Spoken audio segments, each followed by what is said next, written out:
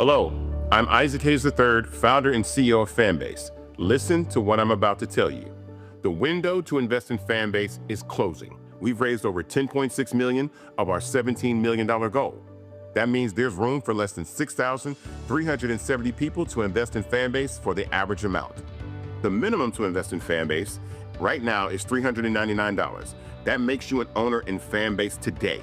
Go to startengine.com/fanbase to invest. Why?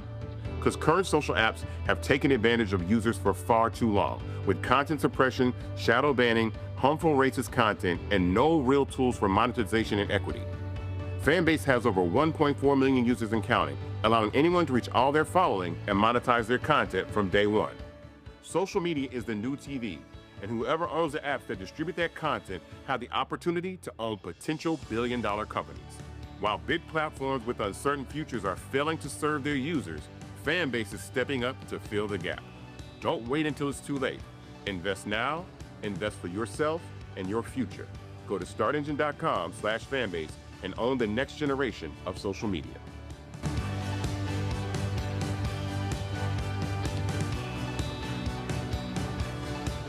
Folks, Black Star Network is here. Hold no punches. I'm real revolutionary right now. Support this man, Black Media. He makes sure that our stories are told.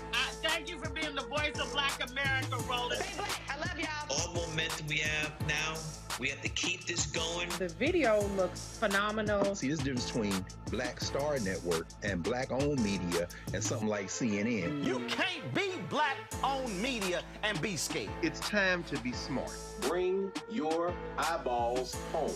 You dig?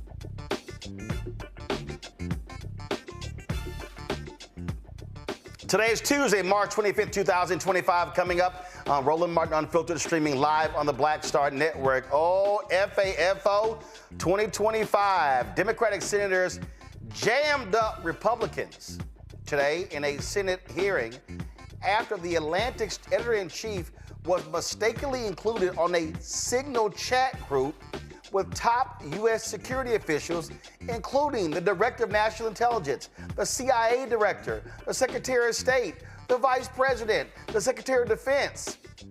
And guess what? Republicans and MAGA have been kissing their ass, coming up with all sorts of excuses.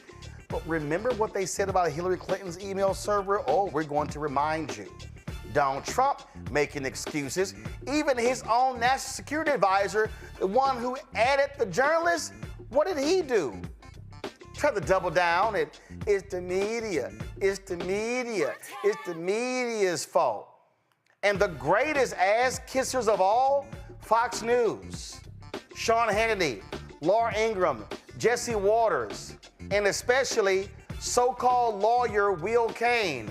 They did everything to defend their former co-worker, Peter Hegseth. Oh my goodness. And what the hell was DJ Envy talking about on The Breakfast Club? When he was like, well, I don't understand. I mean, isn't he an American? Why would he do these things? I gotta give Envy in The Breakfast Club some history lessons when it comes to the role of media and writing stories in the public interest. And Attorney General Pam Bondi, she says that Congresswoman Jasmine Crockett, she owes Elon Musk and Tesla shareholders an apology. I'm sorry, are you the Attorney General or are you the chief spokeswoman for Tesla? Yep. It's a lot I got to deal with. Plus, on Friday, Howard University's 14th Amendment Center will officially open. We'll chat with founder Shirley Eiffel. A lot to talk about. It's time to bring the funk on Roland Martin Unfiltered on the Black Star Network. Let's go. He's got it. Whatever the miss, he's on it. Whatever it is, he's got the scoop, the fact, the find. And when it breaks, he's right on time and it's rolling. Best believe he's knowing. Putting it down from sports to news to politics. With entertainment just for kicks, he's rolling.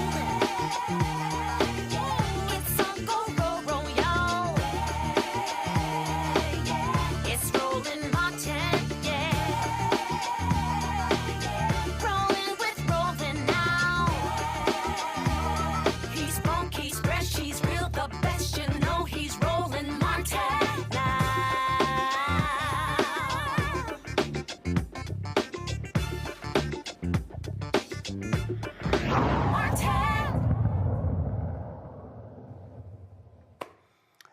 Donald Trump claimed he had the best and the brightest in his administration. They're going to be judging people by merit.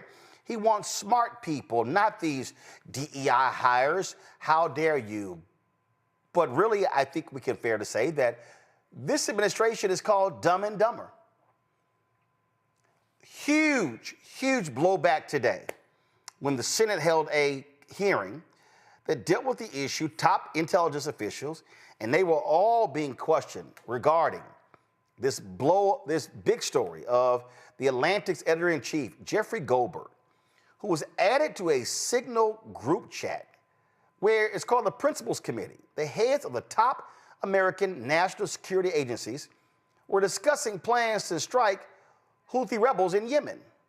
Now, folks, here are the people that were in that chat. We now know, of course, Jonathan Goldberg, Mike Waltz, National Security Advisor, Vice President J.D. Vance, Secretary of Defense Peter Hegseth, Secretary of State Marco Rubio, the Director of National Intelligence Tulsi Gabbard, White House Chief of Staff Susie Wiles, White House Deputy Chief of Staff Stephen Miller, Special Envoy to the Middle East Steve Witkoff.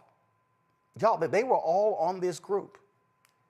Now, how could these be the top intelligence people, but they're not intelligent enough to know that you shouldn't be using an encrypted app like Signal, and you shouldn't be using personal devices to be communicating back and forth. Now, a lot of people use Signal. I use Signal.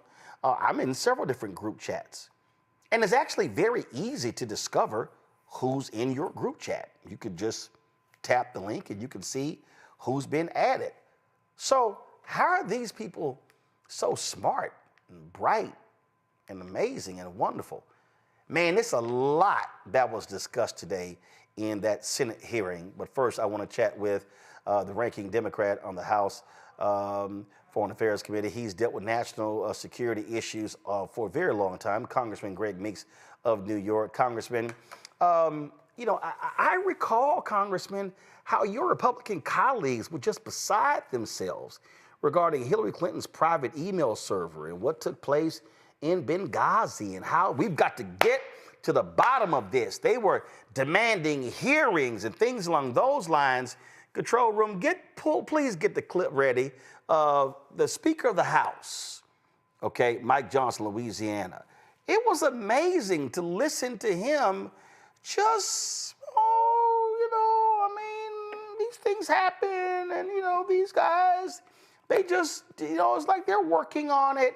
And I'm sitting here, Congressman, and I'm looking at all of these Republicans, and I'm just looking at just the grace and mercy that they just were extending and how it was really no big deal. And let me know when y'all have the clip. And Johnson is just sitting here, they're just, hey, I don't really see what the big deal is. So here's Johnson saying, it's much ado about nothing. Roll it. Two questions on the same topic. Have you ever engaged in messaging app chats with the Trump administration about national security matters? That includes Signal, whatever, all of those things. And also, I think you know the story, but I'm curious if the Biden administration had been found out that they were discussing national security attacks on other countries over Signal. I wonder how you would react to that. Well, look, the White House came out with a statement, I think within the last hour. Somebody handed me what they said. They clarified there were no war plans discussed. There was no classified material sent on that thread. The White House counsel is looking into the matter, looking into how this other number was inadvertently added. Obviously, that was a mistake and a serious one. But I just want to say, thanks to President Trump and his strong leadership and all the everybody on that group chat, the leaders on that group chat are extraordinary people. I know them all personally. They're patriots. They're doing a great job for the country. And that was a successful mission. We're taking out Houthi terrorists. That's what the American people expect the administration to do, to restore peace through strength and to act decisively. So, look, they've acknowledged that there was an error, and they're correcting it. And I would have asked the same thing of the Biden administration. I don't think anyone should have lost their job over that because an errant number, found its way onto a dialogue between leaders. It's a mistake, but we got to correct it going forward, and they will. Was the mistake adding the reporter, or was the mistake having a Signal chat about these matters at all? I don't use Signal. I don't know all the parameters of it, so it's not I'm not in a position to determine whether that's appropriate or not. You have to leave that to others. But I would just say, obviously, we got to be careful with these things, and I know that they will. Mike Waltz is a colleague of mine, former colleague, he was born for the job. He is highly qualified. The president said he has total confidence in him, and we do as well. Come on, Congressman Meeks. You and I both know that if this happened under Biden-Harris, he would just be foaming at the mouth. I was born at night, but not last night. Here's a guy, and here's what the administration does. They lie. First, they acknowledged it. Then they attack the reporter. Now they try to say that there's not classified information. Guess what? If it's non-classified information, release the transcript. We need the transcript. And it's required by law that anything of this nature should have a transcript. Prove it. And Congress should be doing its oversight responsibility. I immediately sent a letter off to Chairman Mass to say, let's get the transcript. Let's bring them in. Let's exercise our oversight responsibilities. I doubt that he does it. He said on one of the stations, I understand that if that's true, he will ask for the transcript. Well, I'm going to go to him tomorrow. I will sign a letter with them. So it's a bipartisan request asking for the production of the transcript.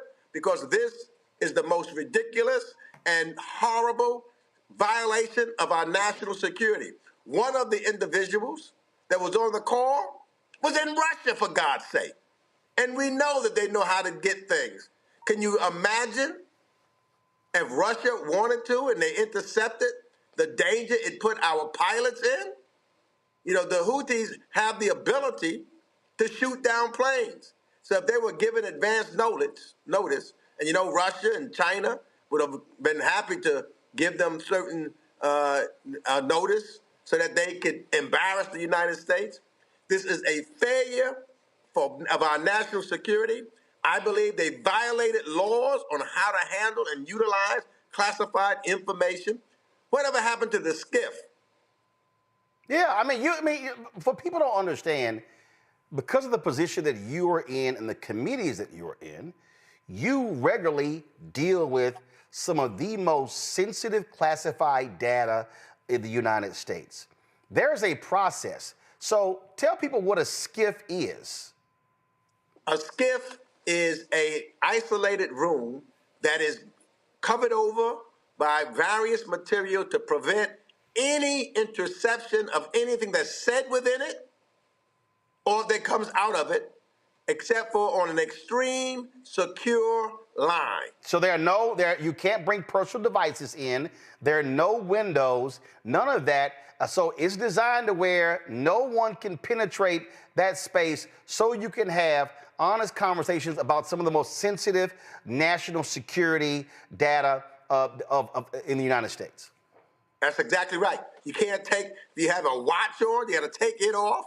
Anything that could transmit any kind of signal out of it, you cannot have that in a skiff for the important national security information. And if you do anything outside of that, it's mishandling that information. For example, you know, if I took something out of a skiff that belonged in a skiff, because inside you got to sign who you talk to, etc., so they keep a record of it. They know who spoke to who when. They know the subject matter. And it's all contained therein and kept, because the truth of the matter is that kind of conversation becomes part of the presidential record books for all times, you know, so that you can always go back and look at it. Like they kept the Kennedy documents for such a period of time until such time they were declassified. It's a violation of law to take certain things and use them on certain devices. I believe a crime was committed. Then you had the CIA director who says that when he got the job, they loaded Signal on his work phone. Everything that I've read says that that can't be allowed, that you can't load encrypted apps that are for general use onto work phones.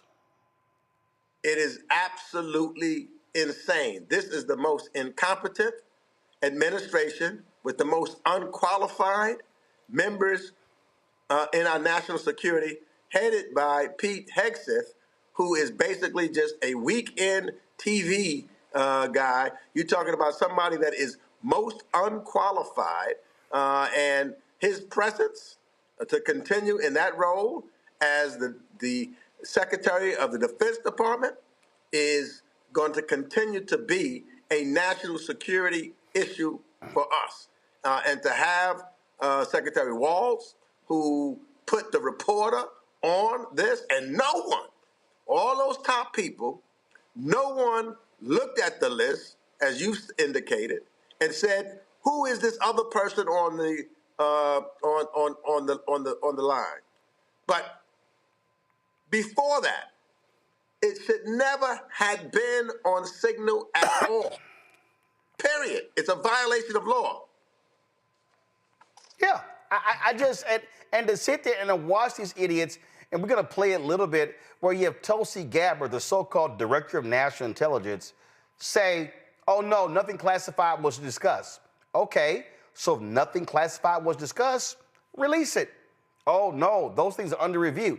They were trying to have it both ways. They were trying to say it was classified, but it wasn't. They screwed up. So all the excuse making, they're making it worse because they're just lying. That's what they do continually. Even with, you remember the president on this other thing dealing with immigration, he said he didn't sign it. And then he admitted he signed it. They go back and forth. They are obvious liars. And they're trying to prevent. But you know what is really important now? Congress has to do its responsibility. You know, for years, they were doing a review on Hillary Clinton, and they held her in a room doing a hearing for hours upon hours. They did 2-3 years on Afghanistan, subpoenaing records and getting everything that they wanted. And the Biden administration gave them everything that they wanted. Now, that clip that you just showed of Speaker Johnson, it is just a joke. And you could tell that he is just covering up. We need to make sure that the Congress, and that's why I sent this letter to Chairman Mass saying that we should have a hearing immediately. We're not going to stop. I'm going to insist that there are subpoenas issued. The American people have the right to know the truth, so that because their national security is at stake and at risk with this gang of incompetence. Absolutely. But it's amazing because, again, Jim Jordan, where's he?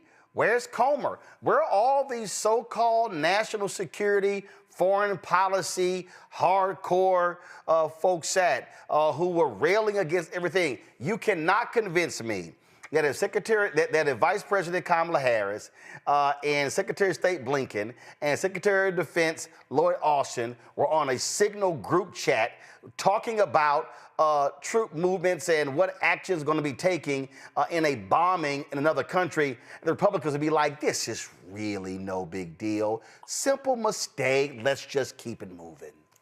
Yeah, look, they would be asking for them all to resign or be impeached. And I want to get this record. So you know what? I think the most appropriate thing for me to do, I'm going to introduce a piece of legislation that we want to put on the floor and ask to have a vote on it. Let's see how my colleagues, both Democrats and Republicans, let's see, really, I know how the Democrats will vote. Let's see if the Republicans will vote on a resolution, a request of inquiry, which I have the right and the privilege to do as a member of Congress, to have the transcripts released for review by us. We can't just sit back idly and just let them get away with this and lie. We must get to the bottom of it. We don't know, and that's one of the questions that I put in. There was a joint letter that we put out and sent to the bumbling gang. We don't know how many other Signal chats that they may have had in the past, or with reference to national security interests. We don't know what those transcripts would indicate and who they talked to and who was on those lines and how many times it's occurred. We need a complete and thorough investigation to this occasion and all times. How long have they had Signal on their phones? How many times have they used it? What did they use it for? There's so many questions that need to be asked now because our national intelligence. How can our allies trust us? We're talking about trusting them with secrets and things of that nature. They can't trust us based upon the incompetence of what we've seen take place here. So we need a lot of questions. We have a lot of questions that we need answers for. All right, Congressman Greg Meeks, Fred, I appreciate it. Thanks a lot. My pleasure. Folks, it was crazy during today's Senate Intelligence Committee, listening to these idiots just offer excuses. And Virginia Senator Mark Warner, who serves as the vice chair of the committee, man, he grilled Tulsi Gabbard and CIA Director John Ratcliffe on their involvement in this Signal group chat. So this is just too delicious. Roll it. Thank you, Mr. Chairman. I'll be happy to take your extra 13 seconds. But, okay. I want to go back to what I addressed at the outset. I mean, this was not only sloppy, it not only violated all procedures, but if this information had gotten out, American lives could have been lost. The Houthis had this information, could reposition their defensive systems. So I want to get a little more information about this. Director Gabbard, did you participate in the group chat with Secretary of Defense and other Trump senior officials discussing the Yemen war plans? Senator, I don't want to get into the specifics. Ma'am, were you on? You're not going to be willing to address. So you're not, are you denying, Matt, will you answer my question, ma'am? You were not TG on this group chat? I'm not going to get into the specifics. So you of the refuse to deliberate- acknowledge whether you were on this group chat? Senator, I'm not going to get into the specifics. Why are you going to get into the specifics? Is it because it's all classified? Because this is currently under review by the National Security Because it's Council. all classified? If it's not classified, share the text now. As the White House previously Is it stated, classified or non-classified I can information on this text? I can confirm. Director Radcliffe, were you on the group chat? Senator, I was on a signal messaging group. So you were the John Ratcliffe on that chat? I was. Thank you, thank you. Can I provide some context, Senator, to that? Yes, but I've... Yeah, come on. Okay, I'm confused. I'm confused. Ratcliffe admits he was on the chat. Gabbard wouldn't answer. She was on the chat. She's sitting right next to him, and both were on the chat. Continue. I've got a series of questions. Well, but I think it's important because at the outset, you made a couple of comments about signal messaging using encrypted apps. So that we're clear, one of the first things that happened when I was confirmed as CIA director was signal was loaded onto my computer at the CIA, as it is for most CIA officers. One of the things that I was briefed on very early, Senator, was by the CIA records management folks about the use of signal as a permissible work use. It is. That is a practice that preceded the current administration to the Biden administration. Director Ratcliffe, I've got a series of questions. If you're making the statement, if you're making the statement, the signal is a secure channel. No, can I answer that? It is. I've got a series of end-to-end decryption. So to finish, I understand encryption. It is permissible to use to communicate and coordinate for work purposes, provided, Senator, that any decisions that are made are also recorded through formal channels. Right. So those were procedures that were implemented. My staff implemented those processes, followed those processes, complied with those processes, and finally, just please, so my communications, to be clear, in a signal message group were entirely permissible and lawful and did not include classified information. Well, we will make that determined. Okay, now freeze it. Now I'm confused. Go to my iPad. This is from CBS News. NSA, which he's over, warned of vulnerabilities in Signal app a month before the Houthis strike chat. The National Security Agency sent out an operational security special bulletin to its employees in February 2025, warning them of vulnerabilities in using the encrypted messaging application Signal, according to internal NSA documents obtained by CBS News. The NSA is an arm of the Defense Department and specializes in signal intelligence, which is derived from electronic transmissions and cybersecurity. That's kind of interesting that he would then say that in the hearing. Continue the video, please. Because if it's not classified, share the text with the committee. Let me go on. Director Gabbard, you are the security executive and set access guidelines for classified information. Did you contact the Defense Secretary or others after this specific military planning was put out and say, hey, we should be doing this in a SCIF? There was no classified material that was shared in that So then Signal if there was no check. classified material, share it with the committee. You can't have it both ways. These are important jobs. This is our national security. Bobbing and weaving and trying to, filibuster your answer. So please answer the question. If this was Director Gabbard, if this was a rank and file intelligence officer who did this kind of careless behavior, what would you do with them? Senator, I'll reiterate that there was no classified material that was shared in that And Signal. if there's no classified materials, share. And then if there's no classified materials, then you can't even answer the question whether you're on the chat. This is strangely familiar, and I think my colleagues will remember, when you couldn't answer the question, is Edward Snowden a traitor? Man, I have serious doubts about anyway. Director Gabbard, I'm going to give you this. Tweeted just 11 days ago, and I'm quoting you. Any unauthorized release of classified information is a violation of the law and will be treated as such. So if this information is classified, what are you going to do? Senator, 2 points here. First of all, there's a difference between inadvertent release versus careless and sloppy, malicious leaks of classified information. The second point is there was no classified information that was on the information. Signal This committee group should chat. get that information. Director And the Patel, National Security Director Council Patel, has my time's about out, how and I'm this going to use occurred. my 12 seconds that the chairman gave me. Director Patel, has the FBI launched any investigation of this? Senator, I was just briefed about it late last night, this morning. I don't have an update. I would like to get an answer by the end of the day. Georgia Senator John Ossoff, he got in on the action. Director Radcliffe, this was a huge mistake, correct? No.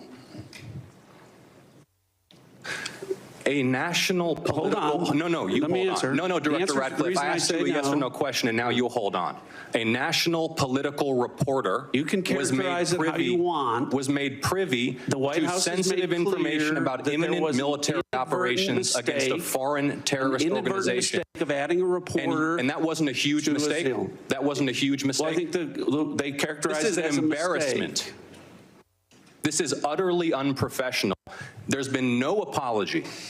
There has been no recognition of the gravity of this error.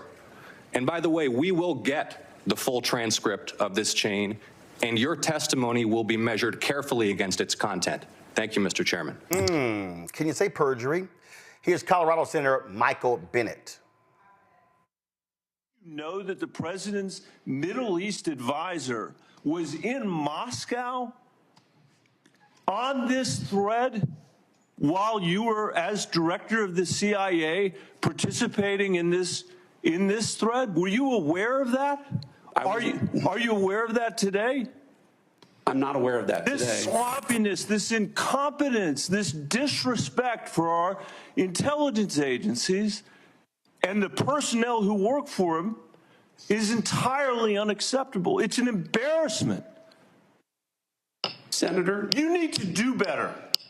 And the personnel who work better. I kind of agree with that. These things just, they continue, and they were being hammered over and over and over again. You had Senator Angus King, who was challenging them. You had just numerous Democratic senators. Now the people who were making, who were, doing, the biggest, who was kissing the most ass were the Republicans, because they were like, well, this is really no big deal. I don't see what the problem is. This thing happened over and over and over again. Now keep in mind, y'all, yesterday when the story dropped, Peter Hegseth, the Fox News guy who was, the grossly unqualified named Secretary of Defense. Well, he gets off a plane, he's being asked about it. Now, mind you, while he is talking, the story had already been confirmed by the White House. It had already been confirmed by the National Security Agency. But what the hell, you know what? Let's just go ahead and blame the media. Let's blame the media. Let's hear from Pete. Can you share how your information about war plans against the Houthis in Yemen was shared with a journalist in The Atlantic? And were those details classified? You're talking about a deceitful and highly discredited so-called journalist who's... I'm sorry, freeze right there. Okay, so here's the problem here. It's not like Goldberg just broke into the chat. He was actually invited into the chat by Mike Waltz, who is the National Security Advisor. Yo, that's how Signal works. Signal is an encrypted app that what it does, it actually establishes a signal from phone to phone so it can't be hacked, okay? So that means that if I want to send someone a message on Signal, I have to literally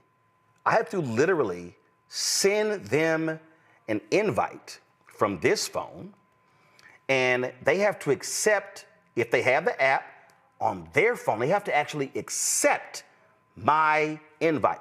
That's what they did for Goldberg. So it ain't like he broke into it. So, he discredited. No, dude. Y'all invited him to the party. Press play.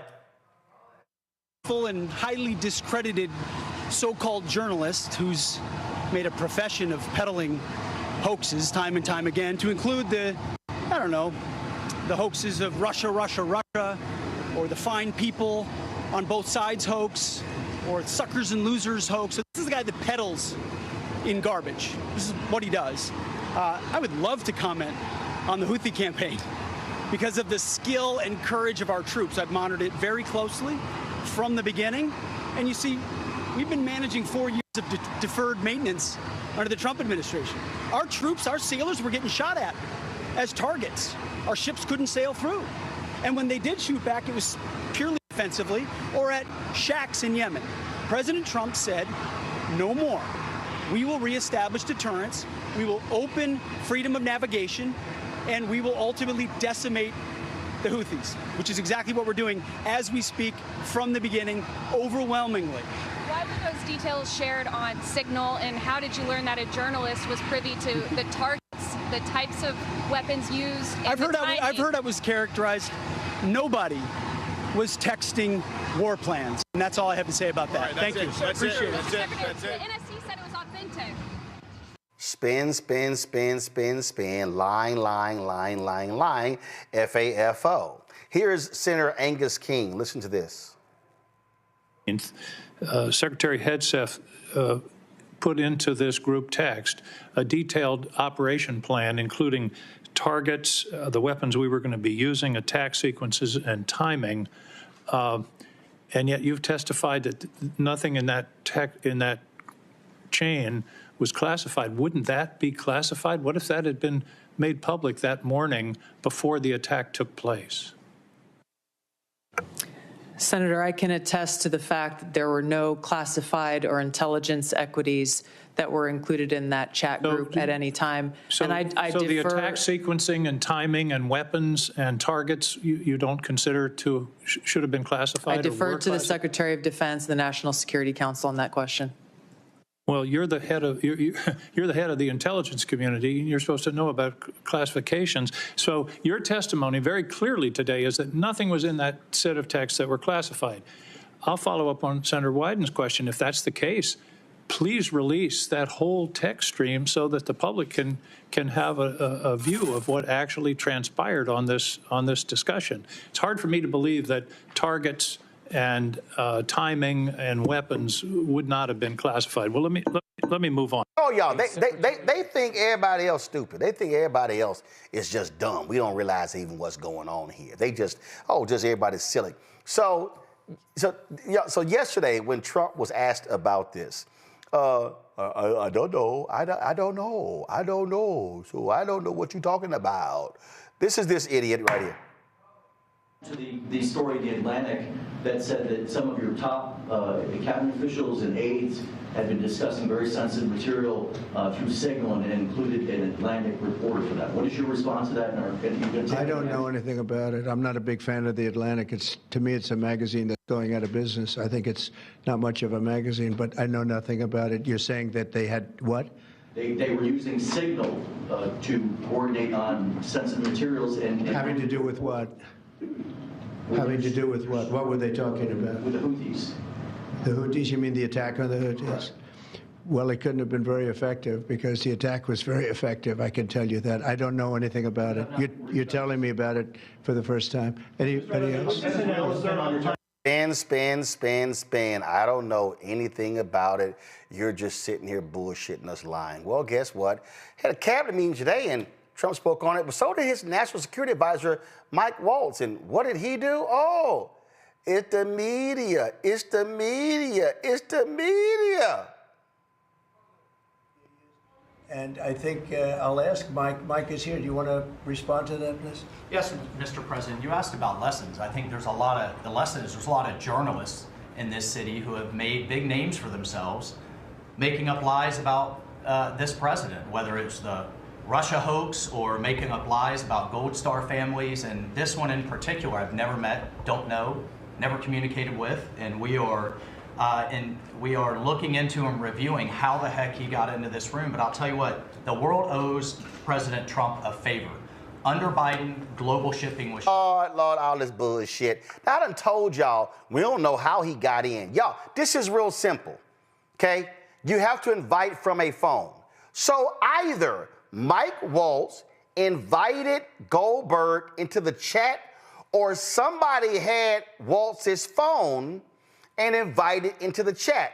So now you got to ask Mike Waltz, who did you hand, if it wasn't you, who did you hand your phone to invite Goldberg? And why would they invite? This ain't that hard. But again, the ass kissing was plentiful as Waltz continued. The world owes President Trump a favor. Under Biden, global shipping was shut down. Pinprick attacks, months between them, our destroyers being fired upon dozens of times. That's enough. Sorry, I can't listen to that bullshit anymore. Because, see, that's just ass kissing. Oh, my God, since Donald came, everything's just wonderful. Donald just, oh, my God, it's nice and fluffy, and things are just great. Because things were just horrible when Biden was here. No, punk ass, you ain't shifting the story. You messed up. You messed up. And y'all should stop trying to run from this. This on you, player. And see, here's y'all, they always say, and the cover-up, the cover-up is always bigger than the actual event. That's actually the case, and that's what they're doing. And all you see them doing is just making up stuff and making it worse because they look like the Keystone cops that they are. They are pathetic. And they're trying to gaslight us. Oh, my God, this journalist, this Russian hoax. Yeah, y'all can come up with everything y'all want to. Nah, y'all messed up. Y'all effed up and found out.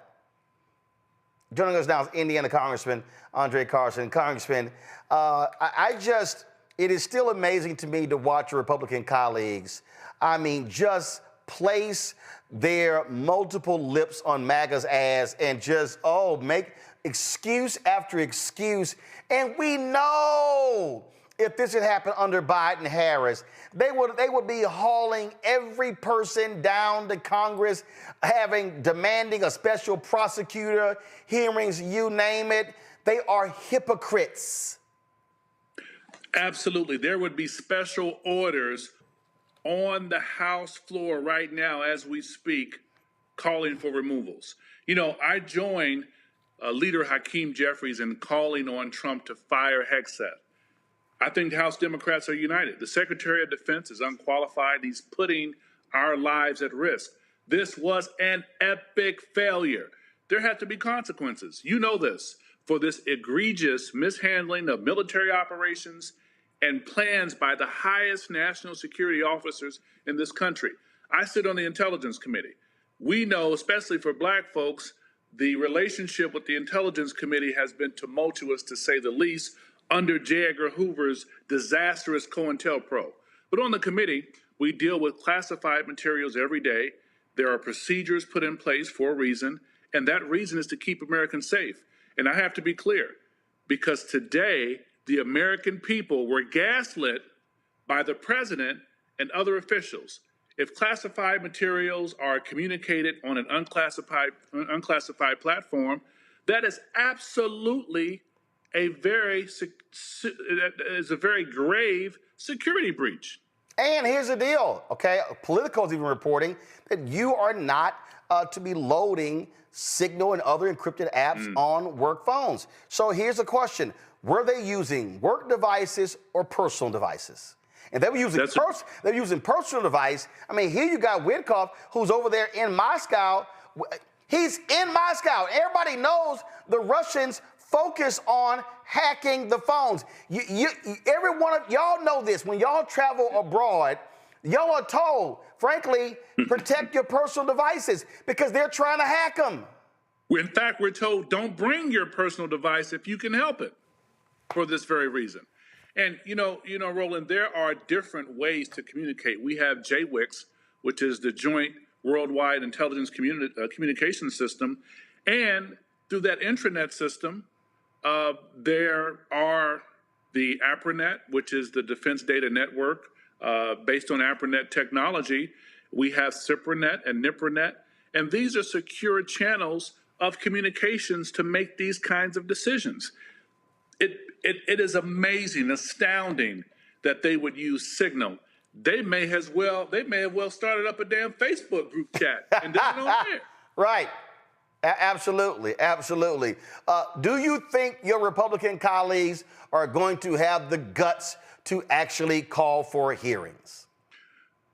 I'd like to think so, but they're so busy trying to get Donald Trump and Elon Musk out of their primaries next year, they can't focus. Now, they claim it's unclassified material, but refuse to share any messages and information on who and what was on that chain. And it's very simple. If they don't have anything to hide, why are they hiding the information from the American people? Yep, this is real simple.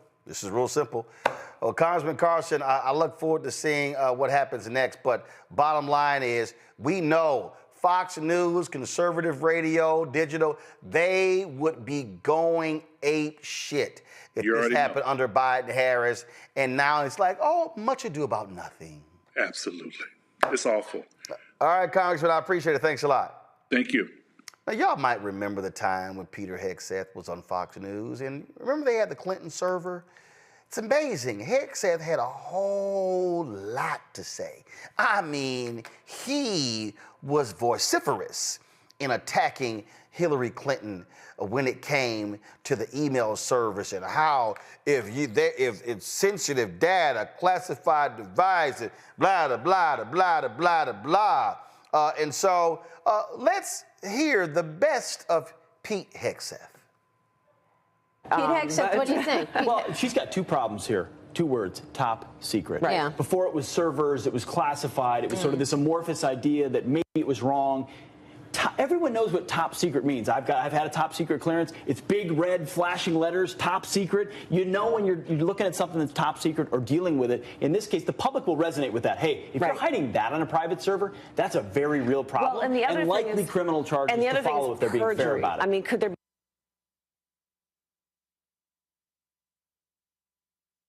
Okay, all right, y'all. So that was one. So there's another one regarding Hillary Clinton and her emails, and he was just, matter of fact, so Hegseth, roll this one. If this were a Republican divulging the secrets of our nation at the very highest level, that person would be in prison. There would be outrage across the board. But here, it's covered up. It's incredible. No, the double standard is incredible. Imagine if it was, I don't know, Donald Trump, what the media would be doing to him right now, eviscerating him. Or imagine if it was a member of the military, which we've seen from General Cartwright and General Petraeus. They still go after these guys for a tiny, tiny fraction of what she willfully did and betrayed her country in doing so, supposedly for convenience, but actually so she could have a different set of standards and hide her conduct and the conduct of the Clinton Foundation, Benghazi, everything else, so she could stay away from and above the law. And it turns out foreign services want to know what our Secretary of State thinks. And in this instance, they did whatever they could to break an unsecure server in her basement. It tells you everything you need to know. Wait a second. It's actually worse than that, because some of those emails using that unsecured private server were to and from the President of the United States. Sure. So these foreign intelligence services were reading the emails of President Obama. I don't believe we've ever seen anything like that before, ever.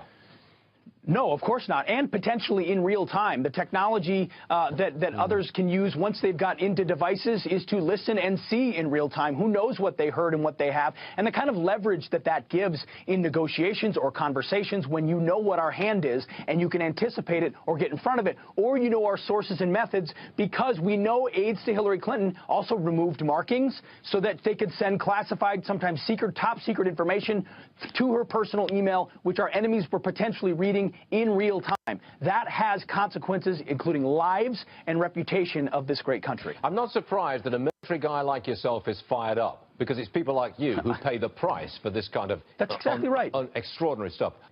Now, that CIA Director John Ratcliffe used to be a member of Congress, and he was a little perturbed about the Clinton email server when he was in Congress.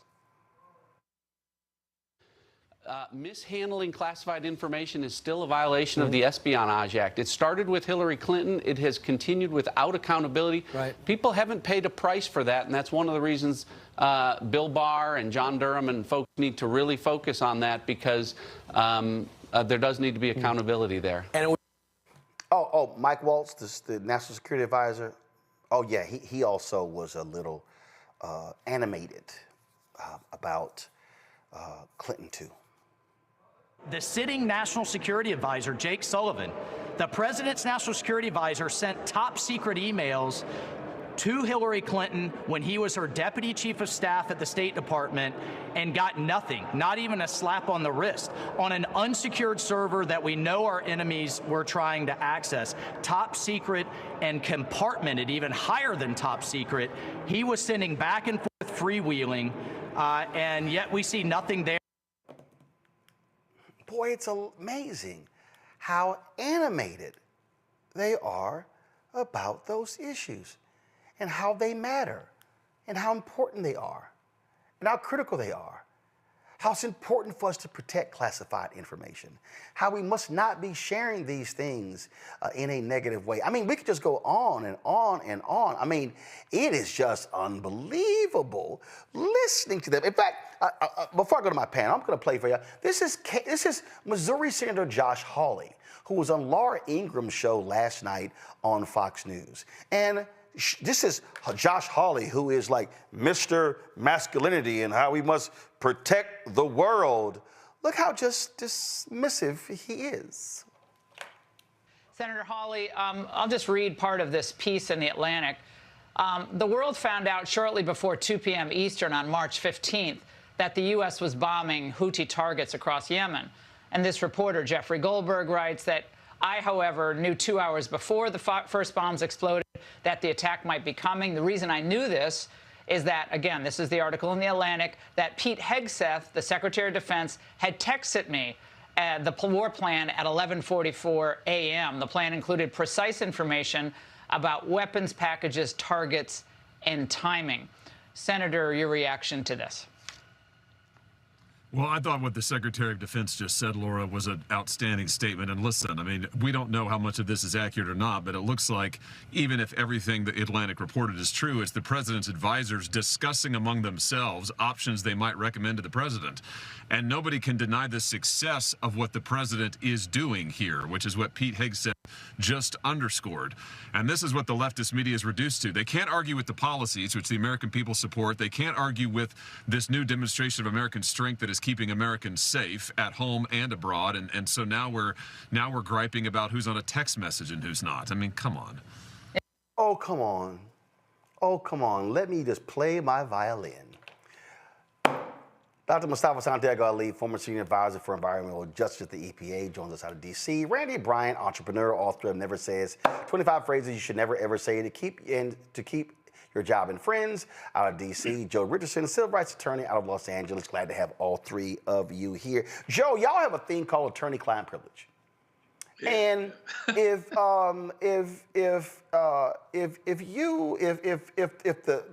you were in a case and if the prison, if they actually were eavesdropping on your conversation with one of your clients and passed that information on to the prosecution, would there not be problems?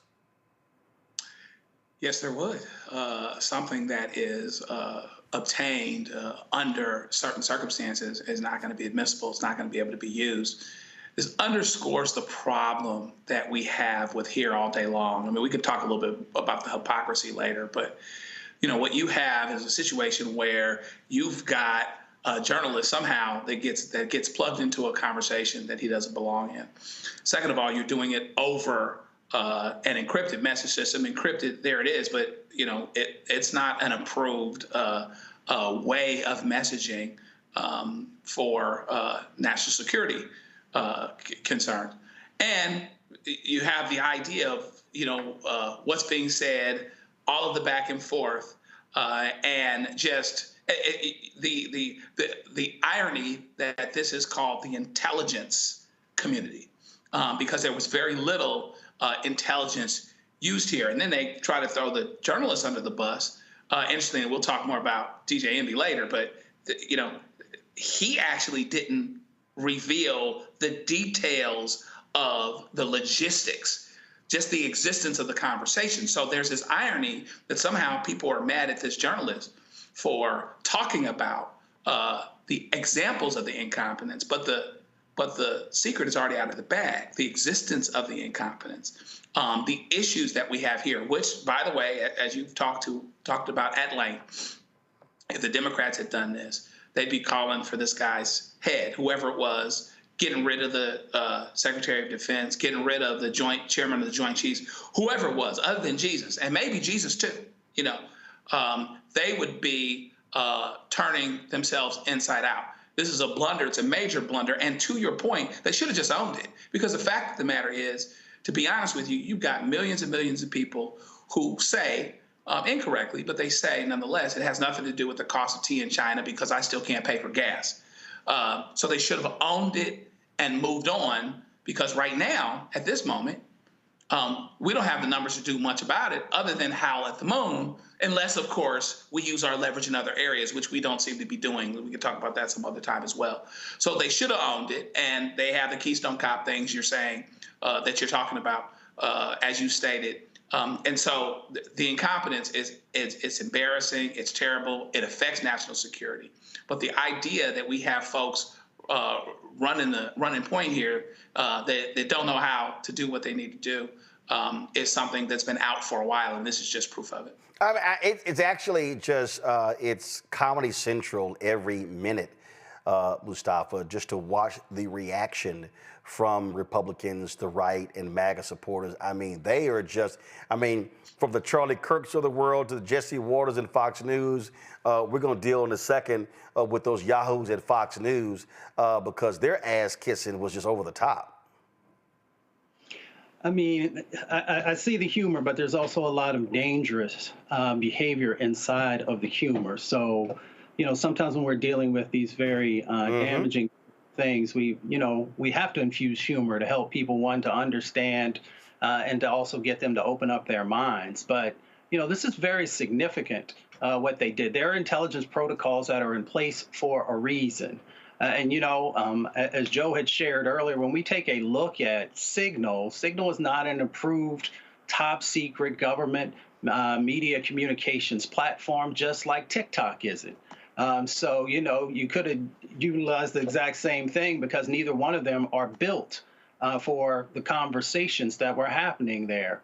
I appreciate our dear brother, Congressman Carson, for coming on and sharing some things, because he talked about CIPRANet, he talked about JWICS. Those are approved processes and tools for the sharing of information. And lots of times, folks see these conversations, they don't understand. When we're talking about top secret or confidential, those are various levels that you have to go through background checks and you have to go through training to be able to move to those higher levels. Not sure with this administration if that process is still in place. And when we talk about these tools like Signal, I talked to a friend who's an expert in this space, and he said just to remind people that these types of apps and tools are only as secure as the devices and behaviors of the people using it. And that last part is critically important, because when we're talking about the behaviors of the people using it, that means, are you serious about keeping our national security and the information that is critical for decision making, in place, and having the protocols around them? Because, we've got classified phones for conversations. We have secure video conferencing that's there. You talked a little bit about the SCIFs, and people are supposed to be utilizing those.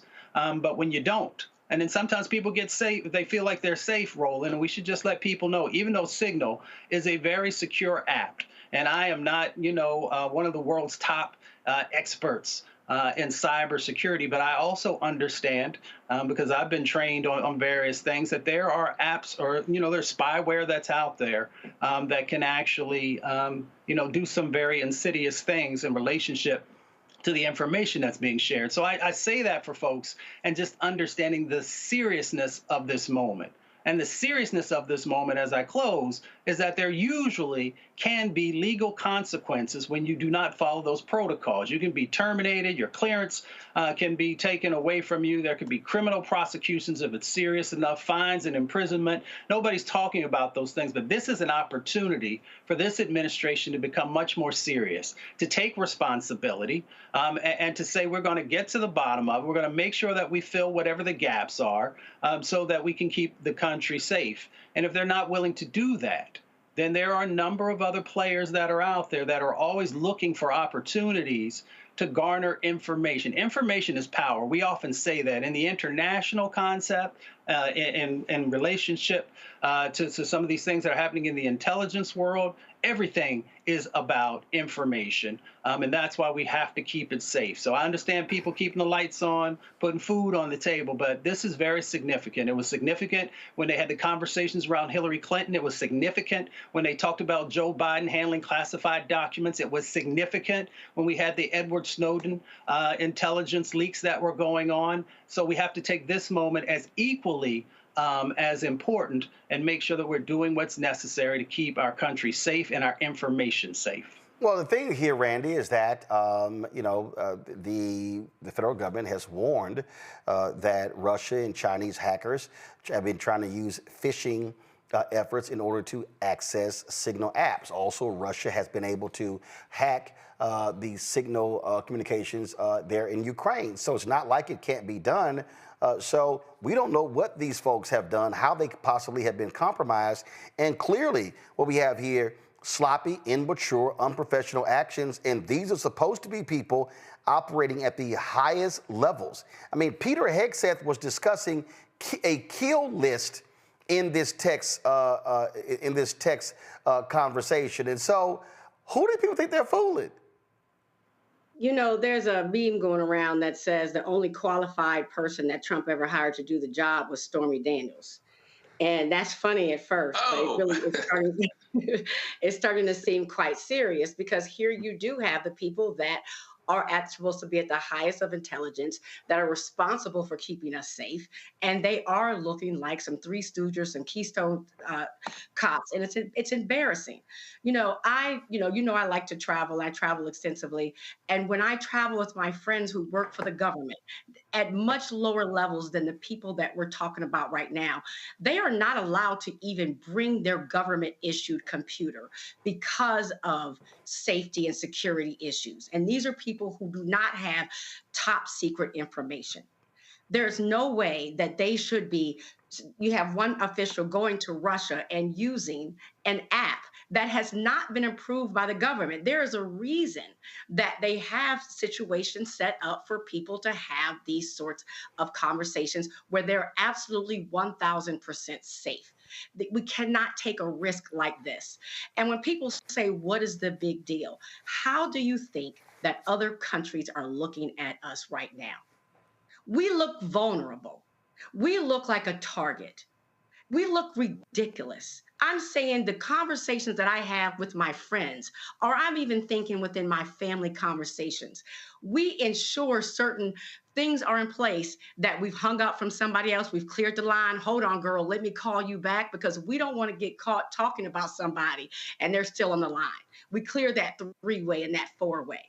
There's steps that we take just for simple everyday use. And you're telling me that the top officials of the government who are talking about war plans, because if they were not, they would produce the evidence, what they are refusing to do, are using an app that I actually have on my own phone, and we as Americans are supposed to feel secure about it, and then we're supposed to trust them as we're watching them lie to our faces.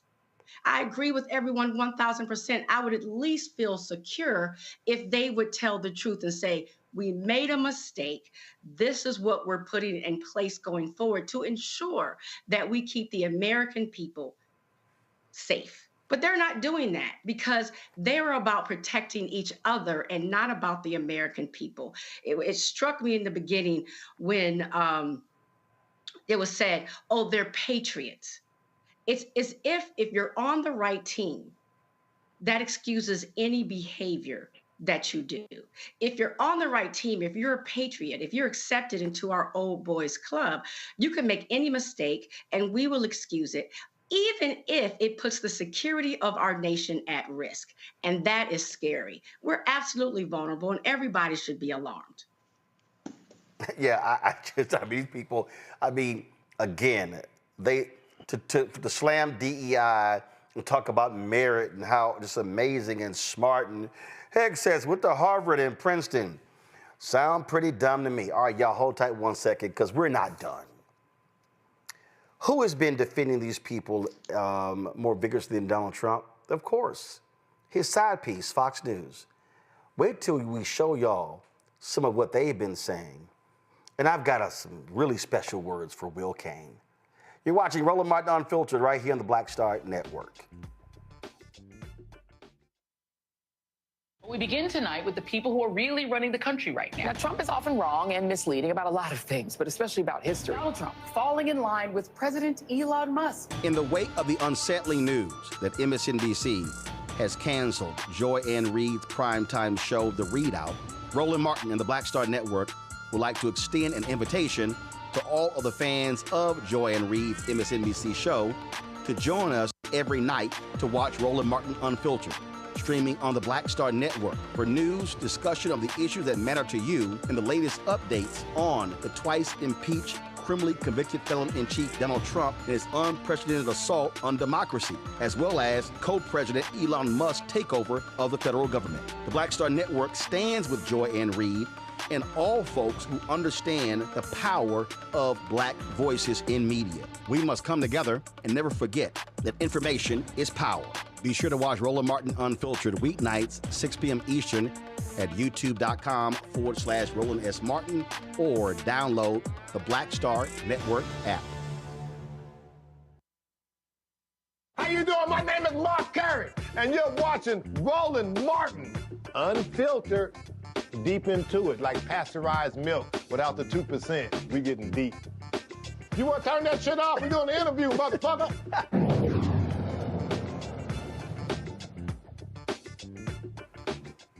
So every time you looked up Fox News, they had lots to say about Biden Harris. They were constantly talking about they were too old, incompetent, slow, all the phrases that they use. But it's amazing how their tune just changes when the incompetence of Donald Trump and his MAGA minions is exposed.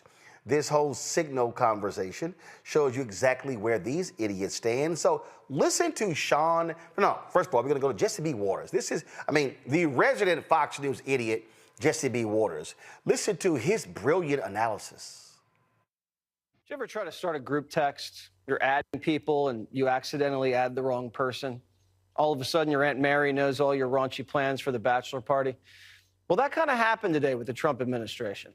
Mike Waltz was putting together a group chat on Signal, an encrypted app, with the Secretary of Defense, the VP, and a bunch of other national security officials to collaborate on whether to strike Iranian proxies in Yemen who keep firing missiles and shutting down shipping.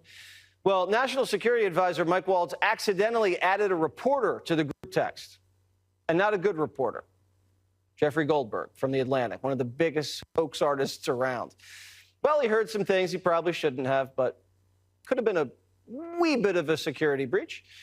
But it's not like they homebrewed a server and then bleached it or kept classified documents in their garages next to their Corvette. I'm sure it won't happen again. A wee bit of a security breach. Really? Okay, interesting. Here is the biggest Trump ass kisser of them all, Sean Hannity. Instead, they are obsessed with an accidentally leaked text, a chain from Trump cabinet officials who are debating the merits of military strikes in Yemen. So the very people that covered up their president's severe cognitive decline, lied about wide open borders, both of which are clear and present dangers to our country, now want you to believe that they actually give a damn and care about national security. More feigned, phony outrage. This is now the scandal of the week that you will see nonstop, 24/7, that nobody will care about. Now, by the way, it's not only a smear, but it's waged by the left. That's all they've got, and their bingo cards. So, fame, phony outrage. I'm sorry, is this the same network that found themselves in a hissy fit because President Barack Obama wore a tan suit? Really? Really? Y'all will lecture somebody? Okay, the dumbest group of them all has to be Fox and Friends. Take your pick, the weekday or the weekend version. So Lawrence B. Jones, the brother, he's on there, and he has some thoughts about it. And look, he ain't the brightest bulb in the dark room either, just dumb stuff. So I'm just gonna give y'all just a sample of just the stupid stuff they had to say. Just roll it. The White House says President Trump is standing by his team as the National Security Council confirms that the message thread reported appears to be authentic. They are now investigating how the journalist's number was added to that chain. Guys.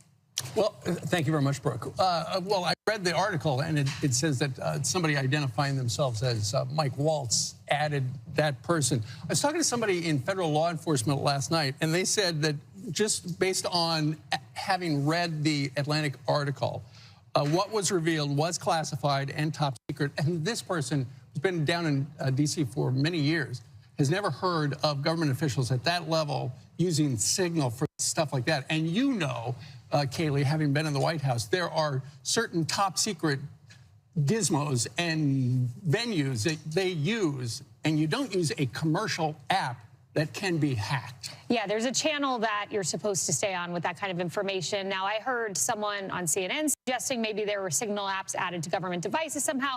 All that remains to be seen, but I imagine the White House press shop would have gotten that information out by now if that were the case. Look, this was an obvious mistake, obviously. I will say, you know, as my dad says, when you eat crow, you got to eat it hot. And the National Security Council ate it while it was hot. They did not try to deny this. They came out, they said this appears to be authentic. Good on them. The detail I'm wondering about is the Jeffrey Goldberg detail about war plans. He says there were operational details, but he did not want to share them because it would be compromising. I don't trust Jeffrey Goldberg. The last time I sat on the couch with you guys, he had the ridiculous story about Vanessa Guillen. He had the suckers and losers. You don't trust Jeffrey Goldberg, but clearly somebody trusted Jeffrey Goldberg to add him to a group chat. And how about we don't trust Marco Rubio? We don't trust Pete Hegseth. We don't trust Mike Waltz. We don't trust John Ratcliffe. Okay, a little bit more of their stupidity. Keep going. Plans. He says there were operational details, but he did not want to share them because it would be compromising. I don't trust Jeffrey Goldberg. The last time I sat on the couch with you guys, he had the ridiculous story about Vanessa Guillen. He had the suckers and losers. He is not a credible reporter. And how does this most horrific of all reporters in Washington, D.C., get added to your text chain? There are a lot of questions. So that's literally my only question. As it relates to government officials using Signal, they all use it. They're not supposed to, but they use it. But not for top secret stuff. They use it. CIA, every single intelligence agency uses Signal. I know that for a fact. I talk to them on Signal. They're sources of mine. They all use Signal. It is the best way and the most secure way to get information out. And that's why a lot of journalists use it as well. They don't want it, they're not supposed to do it, but they do it anyway. I don't understand how he got on this chain, especially when you add someone to Signal, there's an alert that shows you that someone else, if you don't have their contact, there's someone that's new that's been added to it. While all of those people that were on that chain didn't say who is this person that's on the chain that wasn't saved in their contact, I don't know. They need to get to the bottom of that. Yeah. Also, I'm curious, whoever did end up adding him, why are you communicating with this guy? Yeah. You should not be communicating with her. This is not the person to be communicating with. Right. It's a highly. Okay. Who the fuck is communicating with you? Why would they communicate with you? You're a hack. Okay, you're a joke. No, you're not a real journalist, Lawrence. You're not. You just sat there and said, oh, I communicate with these people. They shouldn't. No, Lawrence, that's a lie. People can actually, you can be in government and communicate on Signal. The law says that if you're doing official business, talking to you ain't official. So you have no idea what the hell you're talking about. So wasting any airtime on Lawrence Jones is truly a waste of time. But the biggest dummy has got to be Will Cain. I mean, first of all, This is somebody. Listen, y'all. I used to debate Will Cain on CNN. I mean, you know, Will. Everybody know the best thing about Will. He got a nice head of hair. That's it. But it ain't. That ain't strong. It's not. Okay. It's not. Okay. Real weak. Real weak. This is what this fool had to say yesterday. Now I told y'all, if you think Sean Hannity kiss ass, if you think that Jesse Waters kiss ass, oh no, can't nobody at Fox News on this topic talk the ass kissing of Will Cain. This is what he had to say, y'all, when this story broke yesterday. Oh my God, just roll it. All right, on to another big story today out of The Atlantic, where their editor-in-chief, Jeffrey Goldberg, has reported that he was accidentally sent sensitive information about military strikes in Yemen. The messages come from 18 national security officials. They were sent through the encryption app Signal, and there are indications that they appear to be authentic. I think there are two takeaways from this story as of what we know today. One, it is incredibly concerning that sensitive information would be sent with a journalist included in the thread. We can speculate, and there is reasonable, fair expectation that somebody like Jeffrey Goldberg was accidentally included under his initials, JG, when who was meant to be included was a trade chief, Jameson Greer. But if it was accidental, and we'll wait to see if this was accidental, it is incredibly concerning that this information would be shared over the Signal app with the journalist included. But the bigger takeaway for me is it's an insight, a transparent insight into the thought process and dialogue of our national leaders. If you look at the actual content of what was reported, if you look at how they discuss potential strikes on Houthis in Yemen, what you will see is dialogue between Vice President J.D. Vance, Secretary of Defense Pete Hegseth, National Security Advisor Mike Waltz, Stephen Miller, Tulsi Gabbard, and many more in a very collaborative, open, honest, team-based attempt to come to the right decision after years of secrecy and incompetence. If you read the content of these messages, I think you'll come away proud that these are the leaders making these decisions in America.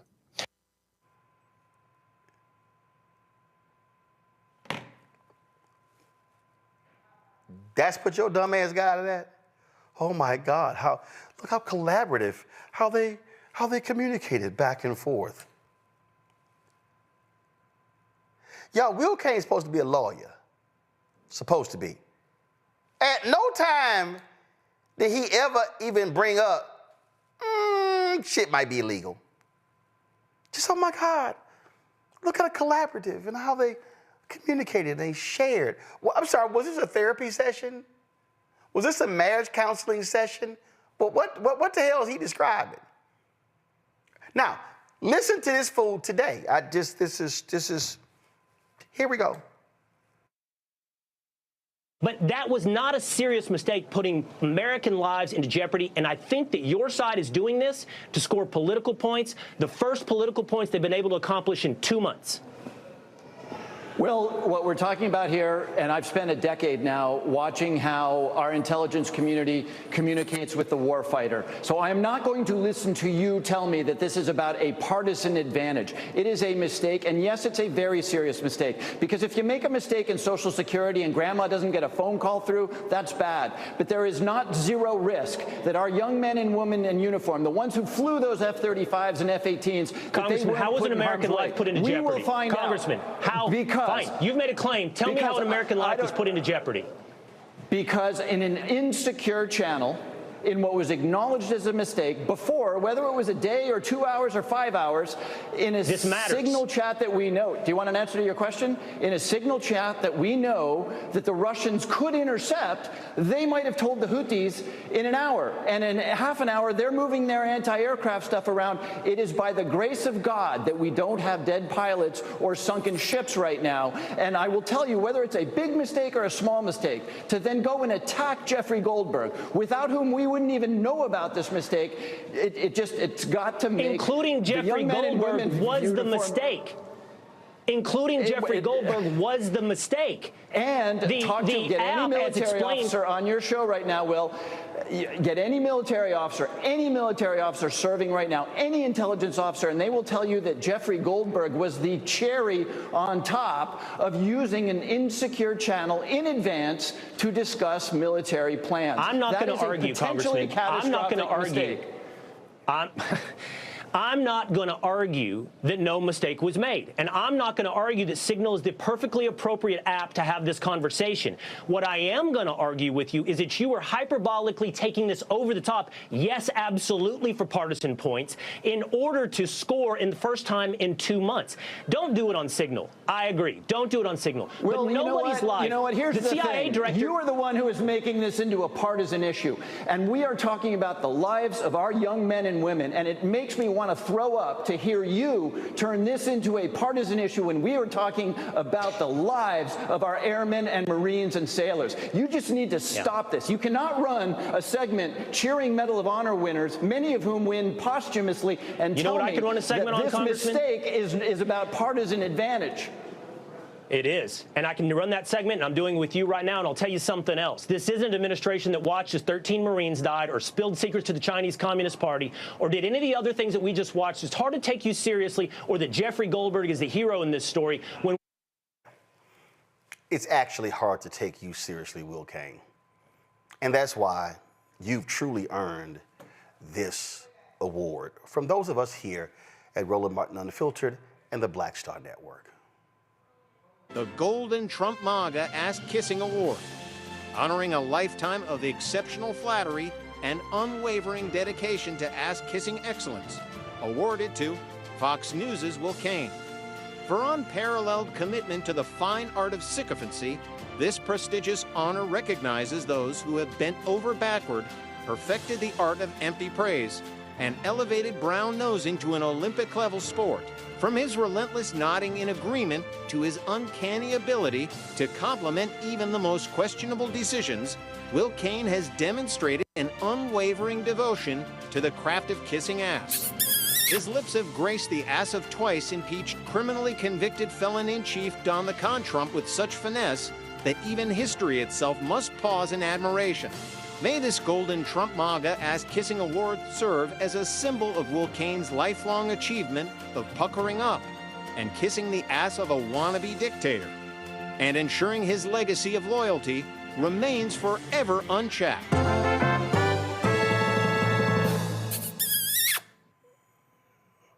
Congratulations, Will. You truly earned that award. Let me now go to my panel. Your thoughts, Randy? Congratulations to him. Very well earned. Very well earned. He has, I think, worked hard for it. His lips should be chapped by all the ass kissing he's done. And I hope that all the ass kissing he's done gets him exactly what he wants in life and what he deserves. Mustafa. James Baldwin said, "I can't believe what you say because I see what you do."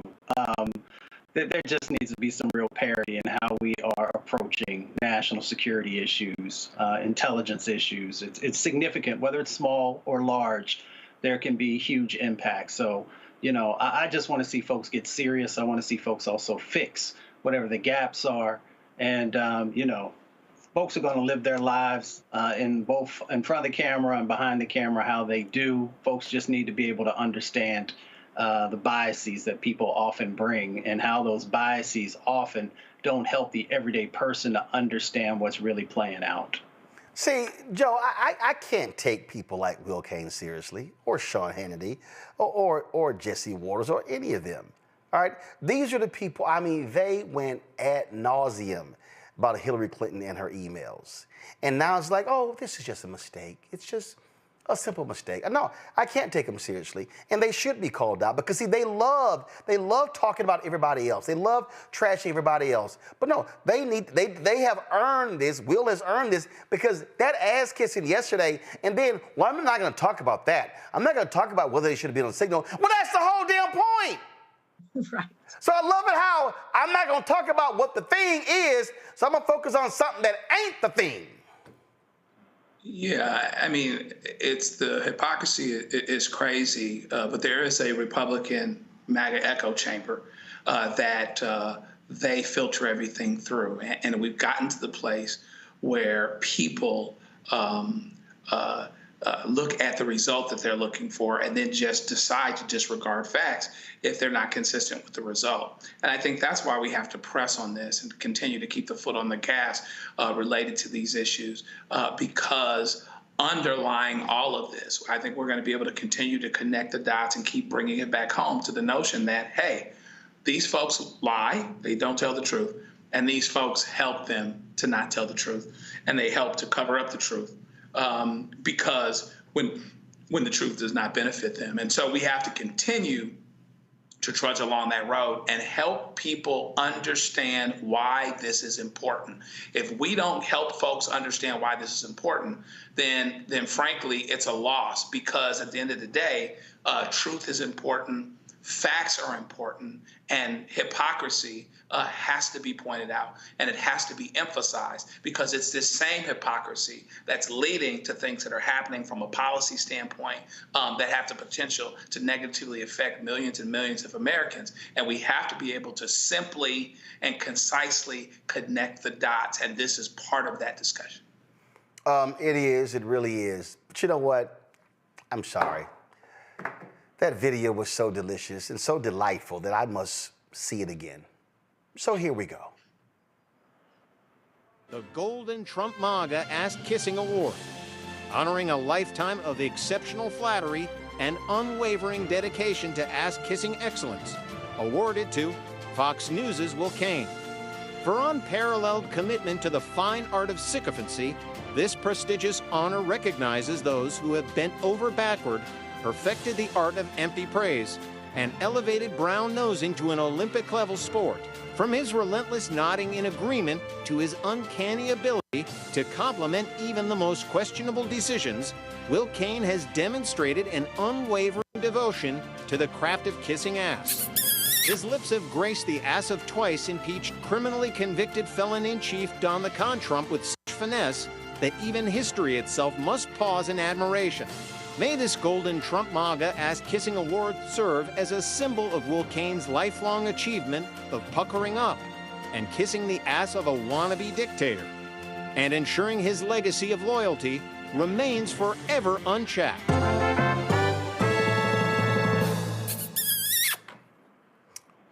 You know what? That might actually end up becoming an award of the week, because it's going to be a whole lot of that over the next 4 years. Going to a break, we come back. Attorney General Pam Bondi, I'm confused. Is she a Fox News personality, or is she the Attorney General, or is she the spokeswoman for Elon Musk and Tesla? Now she's warning Texas Congresswoman Jasmine Crockett about her criticism of Elon Musk. Yeah, we're going to talk about that. We come back. We'll also talk with Sharon Eifel about the 14th Amendment Center she's leading at Howard University. Lots to break down, y'all. Here on Roland Martin Unfiltered on the Black Star Network. Don't forget, support the work with you. Our goal is to get 20,000 of our fans contributing on average $50 each a year. That's $4.19 a month, 13 cents a day. So if you want to join our Bring the Funk fan club, do this here. You can use Stripe. If you want to give you using Cash App, this is the QR code right here. Click the Cash App Pay button to contribute. Also, if you want to send your check and money order, P.O. Box 57196, Washington, D.C. 20037-0196. PayPal is R. Martin Unfiltered. Venmo is RM Unfiltered. Zelle, Roland at RolandSMartin.com. Roland at RolandMartinUnfiltered.com. And if you want to get like the shirt that I'm wearing right here, hashtag we tried to tell you, FAFO 2025, not Project 2025. You can get this shirt plus the other one we have, the new one that we have. Don't blame me, I voted for the black woman. Get our merchandise. We got t-shirts, hoodies, wall art, mugs, and more. Go to RolandMartin.creator-spring.com, RolandMartin.creator-spring.com, or go to the BlackStarNetwork.com. Back in a moment. This week on A Balanced Life, join us as our resident experts and special guests talk to us about what it means to protect your peace. I know you say you got it all together, but let me tell you, life be lifing. So we're going to talk about how do you find who you are? How do you find your lane? How do you stay in your lane? And what it means to really date you, to look in the mirror and find out who you are and love the person that you see. When is the last time you said I love you to a loved one? When is the last time you said I love you to yourself? That's next on A Balanced Life with Dr. Jackie here at Black Star Network. This week on The Other Side of Change.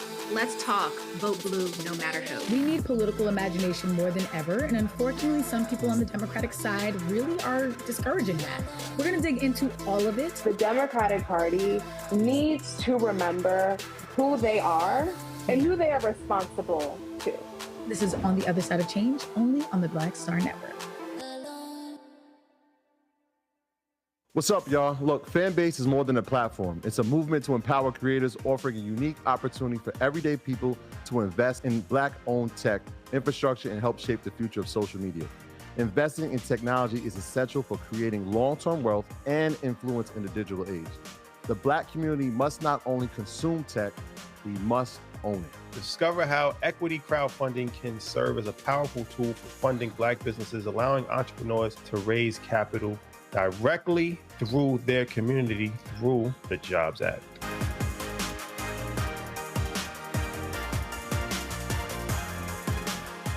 Hey, what's up, y'all? I'm Devon Franklin. It is always a pleasure to be in the house. You are watching Roland Martin Unfiltered. Stay right here.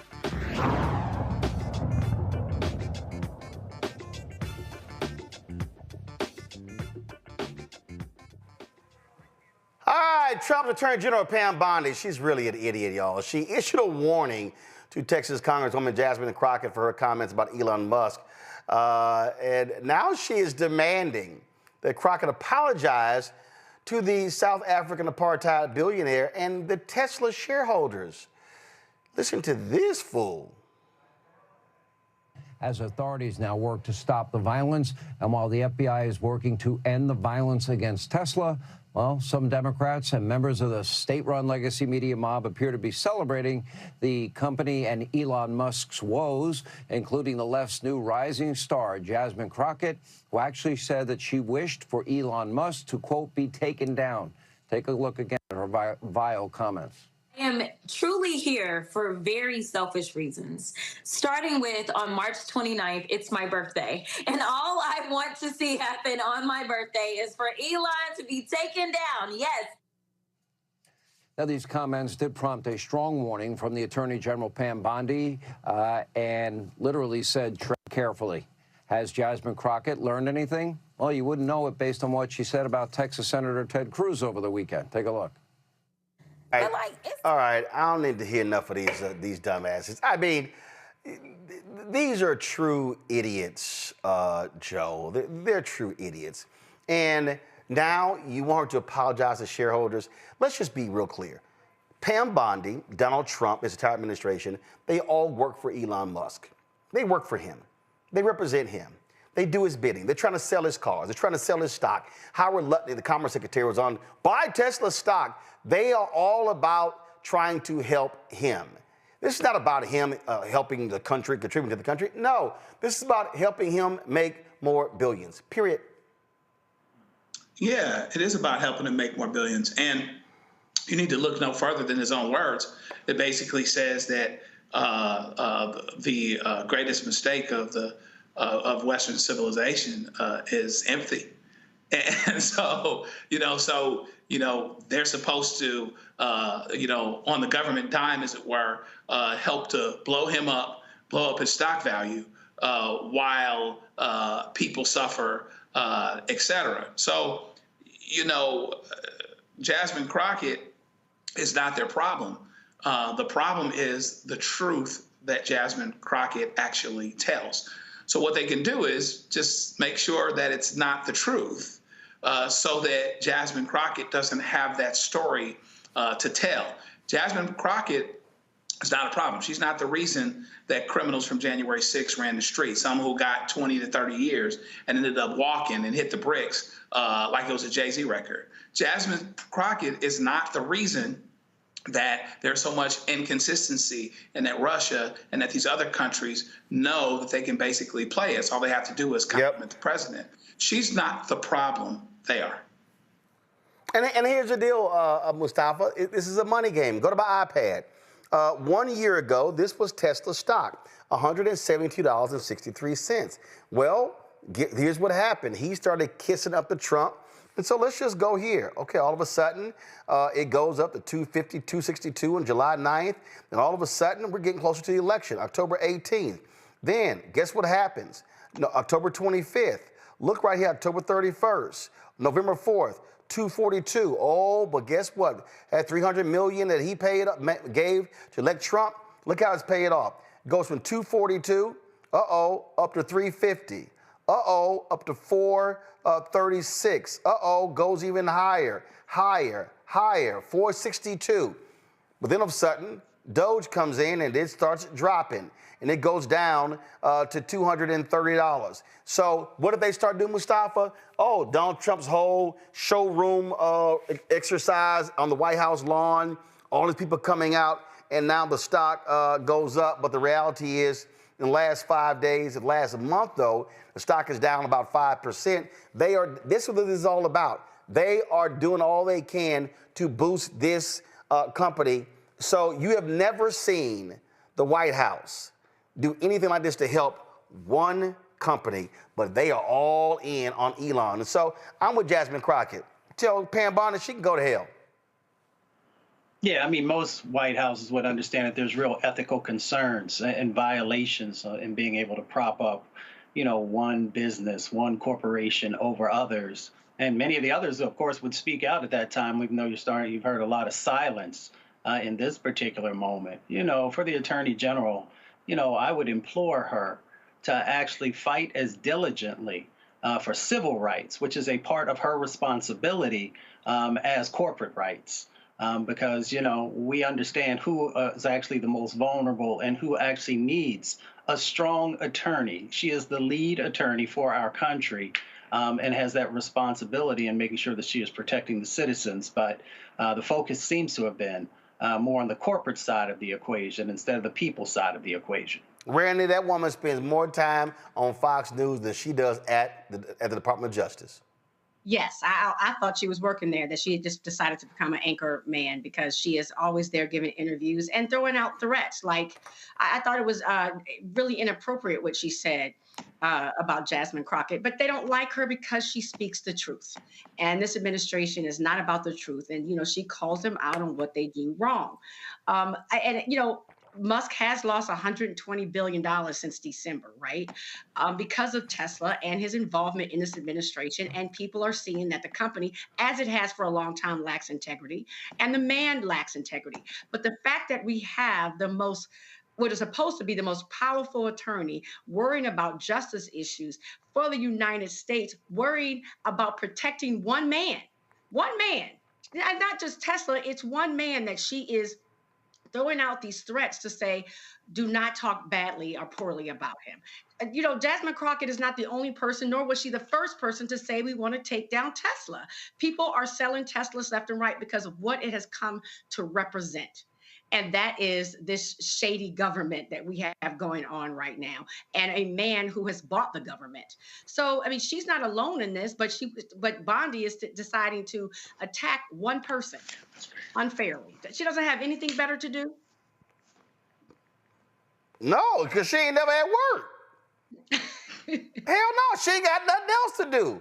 All she does is spend all her damn time on Fox News. That's what she's doing. As simple as that. All right, folks. The 14th Amendment, added to the United States Constitution in 1868, granted citizenship and equal civil and legal rights to African Americans and emancipated slaves following the American Civil War. It includes all individuals born or naturalized in the United States. But guess what? The right really wants to limit that. They're doing all they can to limit that, to limit citizenship, to limit voting rights. Sherilyn Iorn is the Vernon E. Jordan Esquire Endowed Chair in Civil Rights at Howard University's Law School. She's launching the school's 14th Amendment Center for Law and Democracy, which will open on Friday. She joins us right now. Sherilyn, glad to have you here. Before we talk about that, we got to talk about this this executive order that Trump dropped today that some are confused by. At the end of the day, it's attacking citizenship when it comes to voting, it's voting rights as well. For folks who just are unaware of this, just explain just your thoughts about this. Again, it shows you the constant efforts by MAGA and the right wing to deny voting rights, and now they also want to put voting under DOGE. These people, this is really about not having another election for them to have power forever. Thanks so much, Roland. You know, it is not just this executive order, which, you know, purports to try to control what information goes on voter registration forms, which are fully within the provenance of the states. It is the states that conduct elections, not the federal government. You'll remember that in Trump's first term, he created an election integrity commission, and he got sued so much he had to disband the commission. But Roland, this is all of a piece with why I'm launching the 14th Amendment Center on Law and Democracy. There has been an effort almost immediately since the ratification of the 14th Amendment in 1866 to weaken it, to overturn it, to you know, take away its power. The point of the 14th Amendment was to create a new nation. We were going to have a nation for the first time in which Black people would be recognized as full and equal citizenship. It's full and equal citizens. And that's where birthright citizenship came from. Remember, the Plessy versus Ferguson case came in 1896. So that's just 30 years after the ratification of the 14th Amendment. And so by then, you know, it had pretty much been disempowered. You had the Civil Rights Act of 1875 that was overturned by a set of cases in the 1880s. You had U.S. versus Cruikshank, which essentially took away the power of the Ku Klux Klan Acts. We had a Supreme Court that was hostile to the 14th Amendment. And then, of course, we had Klan violence as well. And so all of this conspired to take away what was this promise of full and equal citizenship in the 14th Amendment. And we're still fighting that battle. If you look at all of Trump's EOs, it is shocking and appalling. And I don't think it's been remarked upon enough how many of them are focused on issues of equality, race, and citizenship. It is an agenda that is targeted at the 14th Amendment. And it's called all kinds of other things, you know, these elaborate names of his EOs. But that's the entire point of it. And the right wing has been fighting a rear guard, not just against Brown versus Board of Education, not just against the civil rights movement, but against the 14th Amendment.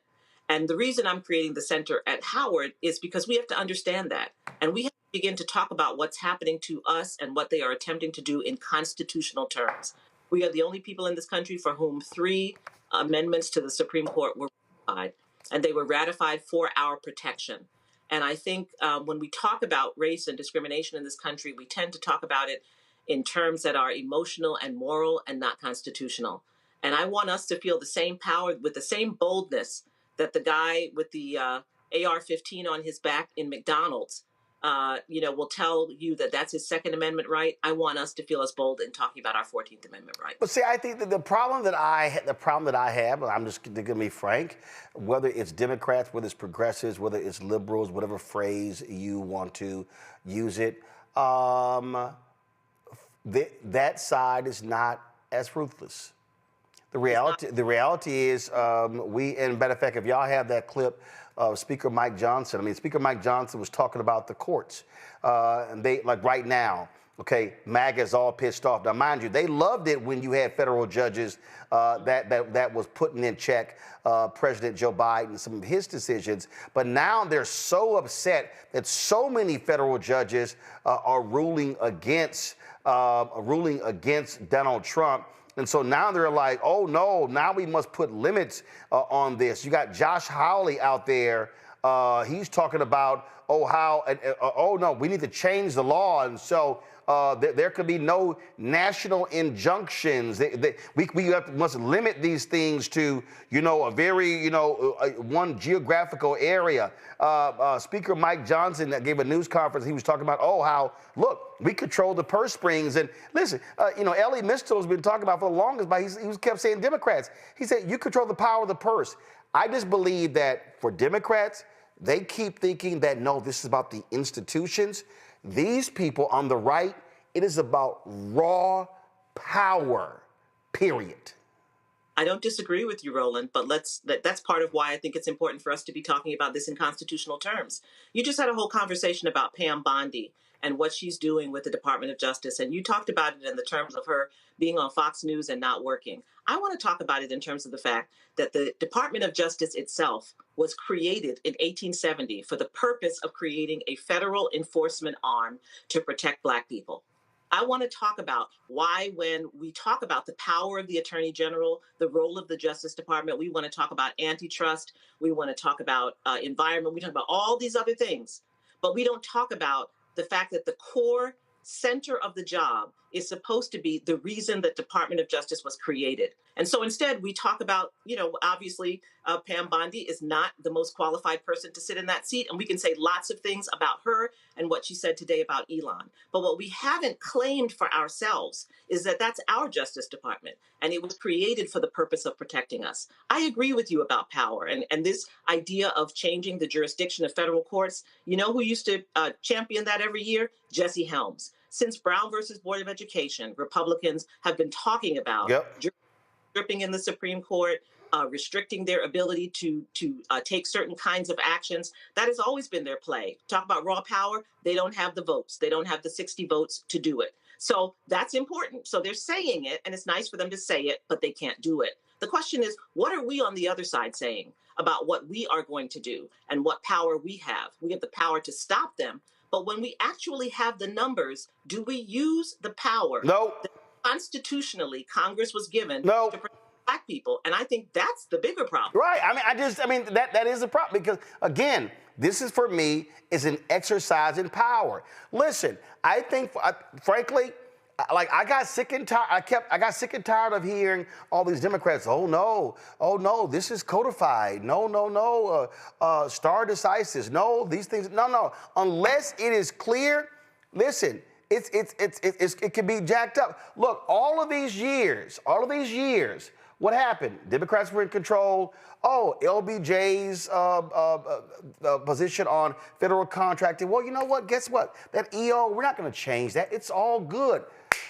Credit 2025 comes along, gone. Look at the issue of, we talk about, the Voting Rights Act. The Voting Rights Act used to be like a basic thing, got passed by everybody. Oh no, right-wing core comes along, now all of a sudden, we ain't passing jack. But hold up, Roland. Who are we blaming for this? Okay, so the Voting Rights Act, you're right, was always bipartisan, right through George W. Bush. Right. No, right? I mean, that's how recently, you had 99 senators vote in favor of the reauthorization of the Voting Rights Act. What changed that was the Supreme Court in the Shelby case, which basically removed the velvet rope from voter suppression and allowed it to metastasize around the country. So the problem we have is that we don't just have a Congress problem. We actually have 3 branches of government that are now all aligned in opposition to civil rights. We have Congress, we have the president, and we have the Supreme Court. Right, but the reason I brought that up is because that is not a winning hand. Right,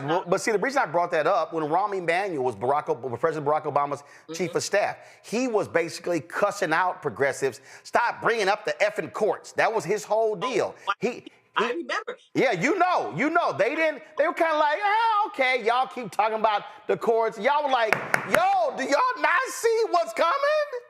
That's, you got to have a Washington crew that understands what's happening. People, we talk about Jimmy Carter and his passing. His most consequential contribution domestically was that he was the first president. He created a whole task force to get Black people on the bench. And many of the Black judges that you and I grew up seeing were a result of Jimmy Carter. And those people have now aged out. Now, to his credit, Biden did the same. And he has now appointed more Black judges than anyone on the bench. And he's appointed more judges than anyone on the bench. And that's what the Republicans are mad about. See, I always think it's important, Roland, to figure out when they're flexing power and when they're responding to our power. What they are responding to right now are the judges, many of whom were put there during the Biden administration, right? Dale Ho, Judge Ali, all of these, all former civil rights attorneys, are judges who were just confirmed last year. And so that's what they're angry about. They are responding to the fact that if there's one thing we got right during the Biden years is that we pushed on the judges and we got the judges on the bench. So they're going to say a lot of stuff. They don't have the power right now because they don't have the 60 votes. But one of the reasons I'm creating this center, Roland, is so that we have a space, and this is a nonpartisan center, has nothing to do with the Democrats, but it's about Black people and the 14th Amendment and thinking about how can we create a strategy, a long-term strategy to fulfill the promise of that amendment that was derailed beginning in the 19th century and through most of the 20th century. It was only Thurgood Marshall and the lawyers at the Legal Defense Fund and civil rights activists who actually restored the 14th Amendment in the middle of the 20th century. And now we see this backlash coming from the right again. So we have to have a strategy of how we get out ahead of this. We have a moment right now that we have to fight every day, and that's important. But it's also important that, the future comes whether you like it or not. And the question is, what are we going to do in that future? And what do we want to have in that future? My suggestion is that we begin with what we do have, which is that we have 3 constitutional amendments that are supposed to be powerful. And if we walk in the power of them, when we have political power and when we have narrative power, then we will be able to advance ourselves in ways that cannot be reversed. And that's, the effort of the center. That's what, Thurgood Marshall and that team did. That's why you and I are here right now, Roland, because of what they did, right? And the question is, what are our great-grandchildren going to be able to say? Where are they going to be because of what we did? So the purpose of the center is to really create a place where we can have the kind of conversation you and I are having right now, right? I also think it's disciplinary and it's designed to help us be strategic. I also think we gotta have some really different conversations with Black people. So what I mean by that is, I can't tell you how many times over the last 4 years I had Black folks, and I'm not talking about these nutcase Black MAGA imps. I'm talking about other Black folks, some who may not voted, some who did, who kept saying, all right, and I heard it under Obama and I also heard it under Biden. You know what, man? You keep bringing these judges up, and I keep sitting there going, literally I kept saying, do you not fucking understand that a president is there a maximum of 8 years? But a federal judge is there for life. That you can have people who serve 30, 40, 50, 60 years as federal judges. That the sheer power of one federal judge is immense. And I always use the example, it's locked into my brain being from Texas. If you are from Texas and you are Gen X and you paid any attention to the news, if you're a baby boomer as well, you know Judge William Wayne Justice. He was forever in the news. He oversaw the Texas prison system. He made rulings when it came to education. This one federal judge literally controlled significant parts of the entire state of Texas. One federal judge. So it drives me crazy when I hear Black people act as if the judges that Biden appointed and the judges that Obama appointed that's insignificant when federal judges rule on everything. If you can have a law passed by the city council and somebody sues, it may be heard in federal court. Roland, it's one of the reasons why at the conference that we have on Friday, we're going to have some federal judges, and we're going to be in conversation about how do federal judges learn about the 14th Amendment, right? Because, I do a lot of judicial education in an effort to expose judges to a better understanding of Reconstruction, of the Civil Rights Movement, of the Civil War amendments that were created for us, because we also can't assume that judges all have that information. But you're absolutely right that judges are essential, an absolutely essential part of understanding how we advance in this country. And we've got to do a better job of educating our own community about that. We've got to do a better job of educating political leaders about that. It's not sexy. And judges are behind, in their chambers and in robes, and people kind of forget that they're there and don't understand the power. So we have to do a better job of helping people block out the noise of the latest sassy thing that somebody said and really help them understand how important the judges are. As I said, I always think it's important for us to pat ourselves on the back when we do well, and we did well during the Biden administration in keeping this on judges, and we need to recognize that we did well. And you were talking about power and using, EOs. I mean, Biden did attempt to do that. That was what the student loan thing was all about. Yeah. But this, I say, when you have three branches of government all aligned, kind of in opposition to civil rights, it's hard, right? Because the Supreme Court told him, no, you can't do that. Right. You don't have the power to do that. So, we're playing a very tough hand, and we're playing an even tougher one now. But my view is that in addition to fighting in the day-to-day, which I have done for 35 years, we have to reserve some of our energy, some of our intellect, some of our convening space, some of our collaboration to strategizing for our future. It comes, and it comes fast. And if we're honest with ourselves, the reason the right has been successful over the past 20 years is they did so. Is this conference open to the public? Is it being live streamed? How can the public access it? Will be recorded, and we will try to have that recording available. We don't have the space to have it as a full public conference, but it is for those on our campus. It is for those who have been invited to the conference. We have a number of amazing speakers who are going to be with us, and a lot of it, Roland, is going to be talking about how ordinary people become makers of constitutional meaning. You shouldn't be leaving it all to people like me, leaving it to lawyers and policy folks. We have an arm of it that is going to bring artists into the conversation, and we have some stunning artists with us for the day. Saheed Jones, the poet, and Carrie Mae Weems, the visual artist and photographer. As I said, we have federal judges with us. We have an incredible lineup of historians who are going to really give some vital information. And we have some activists. We have Latasha Brown, co-founder of Black Voters Matter. We have Reverend William Lamar from Metropolitan AME Church, who has done such an incredible job in that lawsuit against the Proud Boys. And we'll be talking about the role of democratic institutions, tech and journalism and so forth, and what their role is in ensuring that the principles and values of the 14th Amendment are advanced. So it's going to be a chock-full day, and our luncheon speaker will be Ava DuVernay. She and I will be in conversation, the filmmaker, and we'll be talking about how film can help do this kind of education work that you and I are talking about that we need in our own community. So you say recorded, but how will the public, I mean, you have all of these great conversations, but how's the public going to be able to access it? Yeah, they won't be able to see it in real time, but once we have the recording, we will post the recording.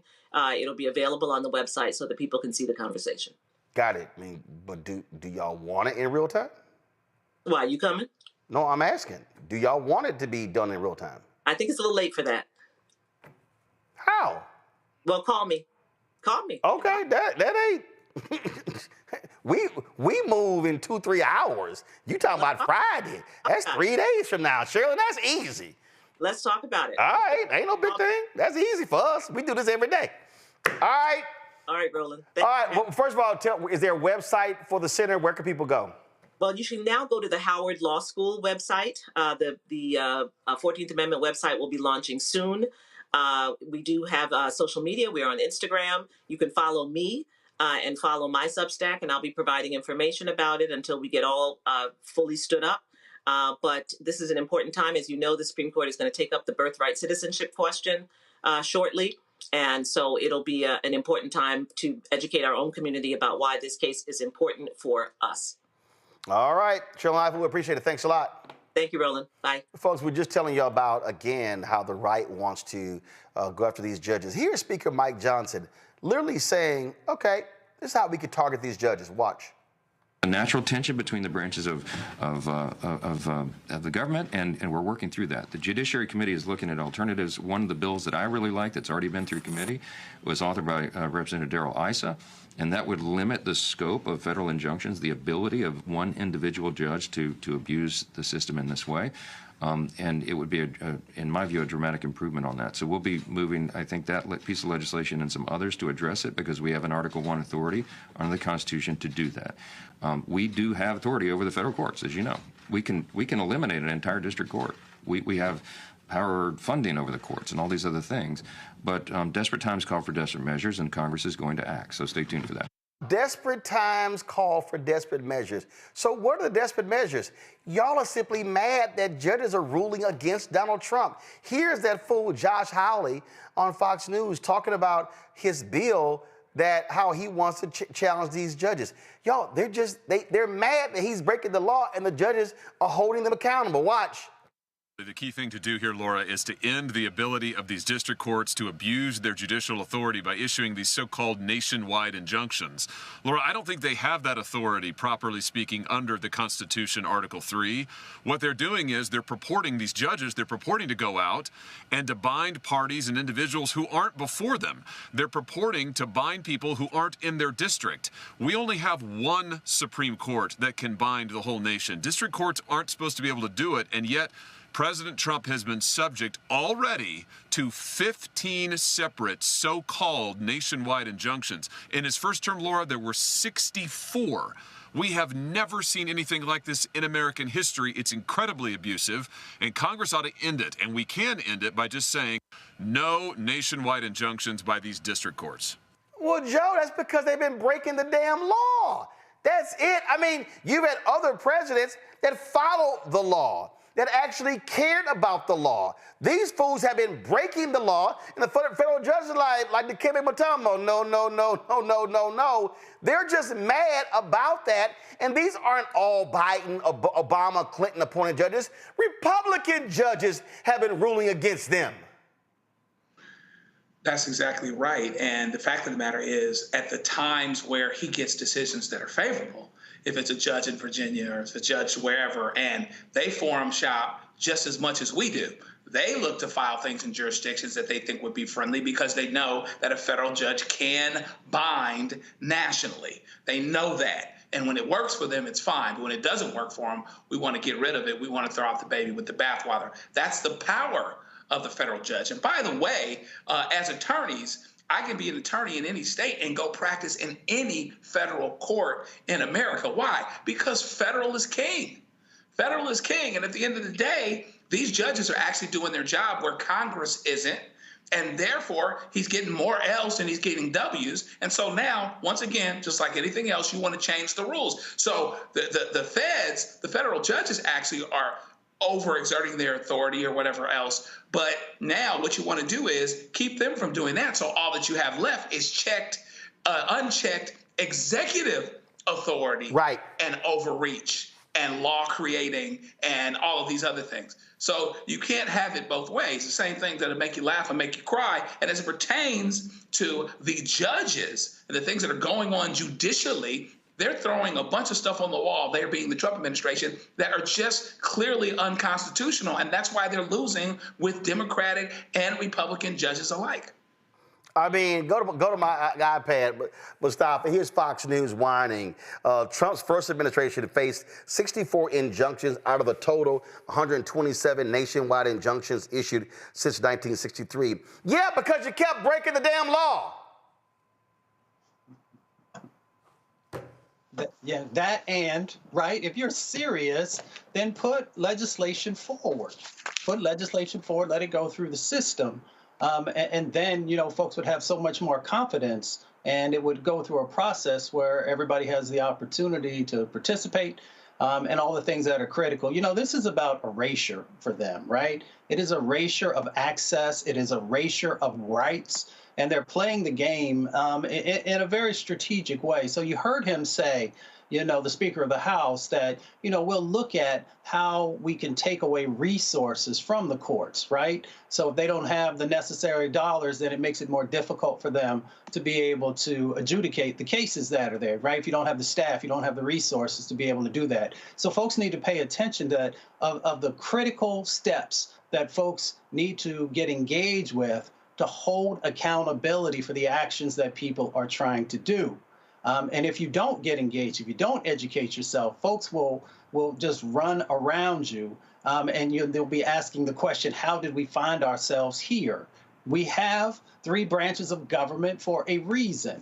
And they would love for it to no longer even have 3 branches, that just the president gets to make all decisions, and that is the final edict, if you will. So we have to pay attention, we have to get engaged, and we have to make sure that we are, educating ourselves, at least on a basic level, of what is going on and how it's playing out and where our access points are. Randy, the fundamental problem is this here. They control the White House, they control the House, they control the Senate, and they're pissed that they don't fully control the courts. That's all this is about. They want to run and control it all. They don't want any any ability to stop them from implementing their agenda. They want it all. That's what someone who wants a dictatorship wants. They don't want checks and balances. They want to be able to make decisions and not at all be questioned, checked, or stopped. And by the grace of God, we do have these federal judges who are doing what their job is to do. And they seem more aligned with serving the American people and respecting the law, even, and not respecting just this one person, this one man who some seem to see as a deity. Thankfully, we're seeing people, because they really do believe in the Constitution. That's why we've seen some Republican federal judges, ruling against him. And so, of course, they're upset because they did. I mean, we have to give them credit because they did put, they have it set up where they're not getting a bunch of no's. People are telling them that they could do what they want to do, and they have been doing outrageous things, but we have those federal judges. Indeed. I'm gonna go to this last story here, and you know what? It takes a special kind of fool to be arrogant with some of the stuff that they do. A Minnesota state senator has resigned following his arrest for soliciting the prostitution from a 17-year-old girl who turned out to be a police detective engaged in a sting operation. 40-year-old Justin Iorn is charged with attempted coercion and enforcement, enticement of a minor.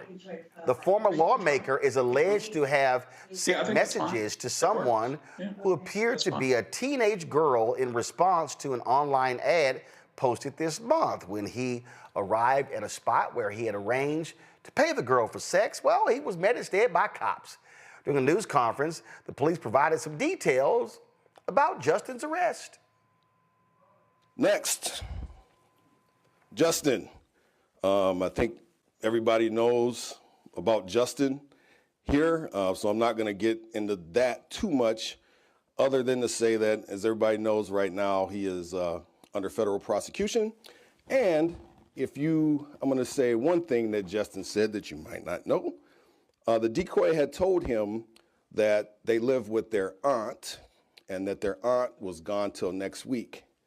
And then Justin had asked if he could have sex in his car. Well, because he asked that, and he came here trying to have sex with a child, you will notice a nice white Toyota outside with the Bloomington police logo on it, because we're forfeiting his vehicle administratively because he wanted to come here and commit a felony. Now, this is the same Justin who authored a bill making it illegal to have Trump derangement syndrome, where he said that, this is mental illness. Watch this. Every Sunday night during session, I say goodbye to my wife and kids and make the 3-hour trek to St. Paul to fight for our way of life, because day after day, it is under attack from Metro liberals. Minnesota state senator just arrested. Under attack from those Metro liberals. Okay. How about this here? I love this particular ad that Justin did with his family. Watch. Hi, I'm State Senator Justin Iorn, and I'm here at the Capitol today with my family. Hi, Brittany Iorn. And we are super excited because coming up in just a few days is the March for Life. As you can tell, our family is very pro-life. We have 4 awesome kids here. He's even shaking his head yes. But we really invite families to come out and be a part of this event. It's an important family-friendly event that's just great for your family and your kids to come and be a part of and experience and support pro-life things. And while you're down here, we would love the opportunity to say hi to you. Please stop by my office and we can talk about pro-life issues or any other issues you may be having or things you're thinking about the district. So we look forward to seeing you on Tuesday the 22nd for the March for Life. See you soon. Bye. Well, there's a whole lot he could be talking about sitting his ass in jail, Randy. The hypocrisy. There's always, the Republicans have this traditional family. We're so conservative. We want things to be a certain way. And then it always seems as if some story comes up that behind our backs, they're just buck wild and they're just nasty at doing these things. So when he says, he wants to protect his way of life, I was like, the one you're portraying, or, trying to hook up with a 17-year-old? Which way of life are you trying to protect? Because the two are not aligned at all. Now, this is why he resigned, because they were going to drop this bill against him. Watch this. At the second order of business, which is executive and official communications, the Secretary will report the communication. Governor Walz, I am resigning my seat in the Minnesota Senate for District 6 effective immediately. I must focus on personal matters at this time. It has been an honor to serve in the Minnesota Senate. Sincerely, Justin Iorn. Member, there is no action required as a result of that executive and official communication. Joe, he has some personal issues to deal with. And as the great Teddy P once said, and maybe my favorite tune, at the hook, he says, I think you better let it go. Let it go. So he figured out that he was done. And unfortunately, sexual assault, trafficking, use of children, sexual harassment, fill in the blank. They know no party. Today, in the last 6 months, I've dealt with sexual harassment employment cases against both Democrats and Republicans. And somebody came to me and asked me about doing one against a Democrat. And I'm like, why wouldn't he? If he's a sexual harasser, that knows no party. And so at the end of the day, that's what you have. And again, we're living with that hypocrisy. And listen, nobody's perfect. Bible says, let he who is without sin cast the first stone. But you have no business, or my mom would say, you ain't got no business positioning yourself to harm children, particularly given that it's so different than what you proclaim, and then blame other folks for how they live, for having alternative lifestyles, or fill in the blank. So it's sick and it's disgusting, but jail will even it out for him, and that's just where he is. And I don't have an ounce of sympathy for this cat at all. This is not somebody having a consensual relationship with an adult, Mustafa. He was trying to have sex with a 17-year-old girl in the car.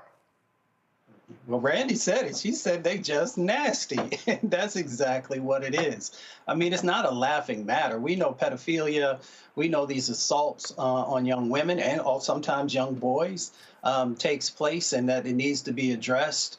My grandmother says, when you know better, do better. I was looking into the eyes of his children and how they are going to be impacted by the decisions that he made. He's supposed to come from this family values that folks used to use as their bumper sticker for that, for that party. But these family values don't seem to be in alignment with what most people believe in the 21st century. Maybe back in the 1700s or 1800s, maybe his behavior would have been seen as normal then. It's hard for me to even conceptualize that. You literally were willing to damage a young person for your own sexual gratification. You were willing to destroy your family and your legacy for these types of actions that you were willing to do. And now, because you made a choice, you now get to spend time behind bars. So, I hope his family heals, whether it's his wife and his children. But at the same time, I hope we will pay better attention to these gaps that still exist inside of our society, and these men primarily who are the ones who continue to bring this harm into our communities. Indeed. All right, y'all, real quick, go to my iPad. Democratic House Leader Hakeem Jeffries is actually calling on Donald Trump to fire Pete Hegseth. He said Pete Hegseth is the most unqualified Secretary of Defense in American history. His continued presence in the top position of leadership at the Pentagon threatens the nation's security and puts our brave men and women in uniform throughout the world in danger. The so-called Secretary of Defense recklessly and casually disclosed highly sensitive war plans, including the timing of a pending attack, possible strike targets, and the weapons to be used during an unclassified national security group chat that inexplicably included a reporter. His behavior shocks the conscience, risks American lives, and likely violated the law. Secretary of Defense Pete Hegseth should be fired immediately. Sincerely, Hakeem Jeffries, Democratic leader. But before we go, I got to tell y'all this here. So while we have been live, of course, this fool Mike Waltz went on Laura Ingram's show on Fox News. And you know what? I got to leave out with this comedy. Now, just for all three of you, Mustafa, you're on Signal? I have it, but I haven't utilized it in a long time. Okay, you're on it. Randy, you're on it. And then Joe, you're on Signal? Got on it this morning. Okay. I want all of y'all to listen to this fool. Like, dude, stop digging. Listen. I built the group my job is to make sure everything's coordinated. But how did the number? I mean, I don't mean to be pedantic here, but how did the number? Have you ever had somebody's contact that shows their name and then you have somebody else's number there? I never make those mistakes. Right? You got somebody else's number on someone else's contact. So of course I didn't see this loser in the group. It looked like someone else. Now whether he did it deliberately or it happened in some other technical mean is something we're trying to figure out. So Laura Ingram's kind of like, dude, what the fuck? Like, you just spinning shit. You just, like, so what? He deliberately hacked his way into the, come on. Y'all, all of us on Signal. You can't, oh yeah, I'm going to put my name as something else and I'm going to hack my way. Joe gone. This is one where take the L. Just take the L. Take the L and keep it moving. And a whole lot of folks, frankly, wouldn't care if they should, and that's another problem that we have. But, you know, on this app, what I learned right away is that you're not at a party that you don't get invited to. So there is no issue with what the reporter actually did. He's not hacking, his mama's not hacking, his daddy's not hacking. Nobody's hacking their way into that. He was invited into that discussion, and that's the only reason that he was a part of it. Right, this is not hard, Randy. Just say, you know what? Hey, we screwed up, shouldn't have been invited, ain't gonna happen again. You know what? We shouldn't have been on Signal. No, they just, like, damn 6 feet. Let's just go ahead and hit 20 feet. Let's just keep digging. Yeah, they refuse to take any responsibility, and clearly they're not going to. They refuse to take any responsibility, and they just need to accept the fact that they were sloppy. I mean, you know, and they keep acting like it could happen to anybody and comparing it to if I was texting, I had a text group with the three of you. You know, you're going to be much more careful. We're talking about you're in charge of our national security. We're talking about war plans right here. So I would hope that you would be a little bit more careful than a family text where you're talking about what you're going to have for dinner the next day. But obviously, they're not going to take accountability, and they're just going to make up lies and want to blame everything from the app to the actual reporter. Right, and Mustafa, listen to again how he wants to denigrate Jeffrey Goldberg. Listen to this. Yes, we're going to get to the bottom of it. I just talked to Elon on the way here. We've got the best technical minds looking at how this happened. But I can tell you for 100%, I don't know this guy. I know him by his horrible reputation, and he really is the bottom scum of journalists. And I know him in the sense that he hates the president, but I don't text. All right, listen, I can't wait.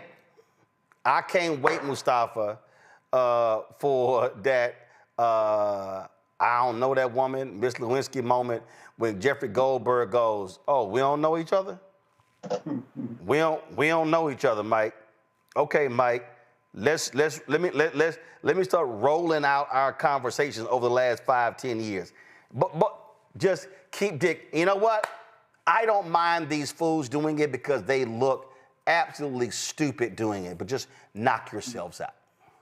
Yeah, they're just not ready for prime time. You know, when you choose individuals who don't have the experience to be in these positions, then you're going to have these lapses, you're going to have these gaps, you're going to actually, in some instances, you know, put our country in very dangerous situations. You know, but this is all about deflection. I mean, I'm like, dang, man, you should be working for one of the teams in the hockey league, the way you keep deflecting these types of things. But when you do that, you actually bring attention back and people begin to pay more attention and they're asking, you know, really tough questions about, you know, if you're making mistakes here, where else are you making mistakes? So what he's really doing, really all of them, is bringing greater attention to the decisions that they're making, and not just the decisions, but the processes and the actions that lead up to those sets of decisions.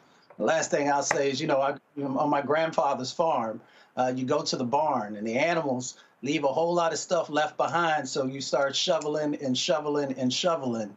And that's what we continue to see over the last few days in the relationship of this. People trying to move that excrement out of the way. But they just got to do better. I mean, the country needs people to actually do their job at a very high level, because when you don't, in relationship to national security, in relationship to these intelligence issues, there are serious repercussions that ripple, not just in the moment, but throughout the time. So we'll see how it all plays out. All right, that was one thing that we had pulled, and I just got to play this here. Listen, I really wish folk understand what the role and the job of journalists are supposed to be. So they were discussing this whole thing on the Breakfast Club, okay? And the right wing, I understand the right wing has been spreading this clip around left and right. Daily Caller put this out there as well. So here's DJ Envy talking about what Jeffrey Goldberg did. And I'm like, Envy, really, bro? Come on. If you did get those texts, right, and you know those texts were supposed to be to you, why would you put it out there? Like, that's what I don't understand. Like, you are a journalist, but this is your country, and you know releasing some of that stuff can probably or might affect some of the things that happen. Why would you put that out there? Like, you think I'm gonna sit on that? You know how big of a story that is? That's why you put it out there. Yeah, but this is your country, and if it could affect military, it could affect people that's out there working. Nobody cares about that, because you have bylines, you want to get the clicks, you want to sensationalize, and in 2025, nobody cares about that. Don't care about people, huh? They care more about likes and TikTok numbers? Not even .com numbers, Google Trends. Like, I'm just being real. Like, that's why you put it out there. But also, too, I think, depending on where that journalist sits politically, like, it's kind of like exposing how careless, or I think that's what they were trying to do, exposing how careless an administration could be, which is also dangerous. So maybe that's their way of saying, yo, if I care about my people, like, y'all need to know, y'all president and his administration are accidentally sending something this serious. Okay, so that was Envy and Lauren having a conversation. Both of them have no idea what the hell they're talking about. Okay, that was just a ridiculous conversation. Okay, I've been in journalism since I was 14 years old. And the reality is, there's a long history. First of all, the First Amendment is the first for a reason, okay? I've been a journalist a long time. Again, went to communications high school, all right? Just, look, I wore, just understand, I wore this today. This is my one. Okay, Jackie Yates High School, Mag School of Communications. What they called me in high school? Mr. TV. Been doing this since I was 14 years old. Okay, so this conversation was a joke. This isn't about, Lauren, it's not about clicks. It's not about that. It's actually about the role of a journalist. It's what journalists do. They broke the law. There are things that we report on in journalism. These things actually happen. You know what? There's a thing that's called, people maybe remember, the My Lai massacre. Go to my computer, okay? This was broken by two journalists, okay? Seymour Hersh is one of those journalists, okay? Very well known, Pulitzer Prize winning, where they broke the story about what happened during Vietnam, what American troops were doing. Okay, do y'all understand? This is Richard Seymour Hersh and Ronald Rittenhour. They actually broke that story, all right? Many of us know about the other story. It's been documentaries, it's been movies, the movie The Post centered around it, the Pentagon Papers. Daniel Ellsberg got a hold of the voluminous history of the Vietnam War. Come on, go to my iPad. All right, this is for the National Archives, okay? It literally breaks it down. But Daniel Ellsberg, he was working with the Rand Corporation. He was so shocked by what he saw in Vietnam, but also the lies that were being told by the American people. And so he then passed on the Pentagon Papers to the New York Times. and the New York Times, the Nixon administration went after them and then tried to get them to stop it. They got an injunction. And what then happened was the Washington Post then began to report on it as well. Okay, the Supreme Court ruled in favor of the New York Times and the Washington Post. This is what journalists do every single day. Folks, I have a copy of this book, which is an amazing book by Ethan Michael McKaylee. It's called The Defender. How the legendary black newspaper changed America. Okay, this is what this book looks like. If you read this book, you know what you will discover? During World War II, the United States actually threatened to sue and to imprison black newspapers because the black newspapers were writing about racism that black troops had faced in the United States military. They wanted to charge them with treason, saying that their reporting was not in the interest of the United States. They wanted the black papers to only be writing about the war. And they said, wait a minute, y'all, there was a campaign called the Double V campaign, victory at home and victory abroad. That's what black papers were doing. To Lauren and Envy, what about clicks? It was about the black papers writing about the racism that African Americans were facing in the United States military. We can go on and on and on with countless television stories, radio stories, newspaper and magazine about how journalists have been writing about the actions of media, writing about stuff that has been leaked. I remember when I was in Fort Worth, been a city hall reporter for the Star-Telegram, when I was being leaked information about the lousy housing department there. This is what journalists do every day. And so in that clip, when Envy was talking about, well, you're an American, yes, but it has nothing to do with the issue. Do understand, Nixon wanted to put Katharine Graham, the publisher of the Washington Post, through the ringer, the New York Times as well. I just told you they wanted to actually try black newspaper publishers for treason.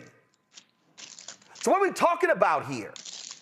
If you're going to be on radio, if you're going to be on urban radio, my God, have some facts to back it up.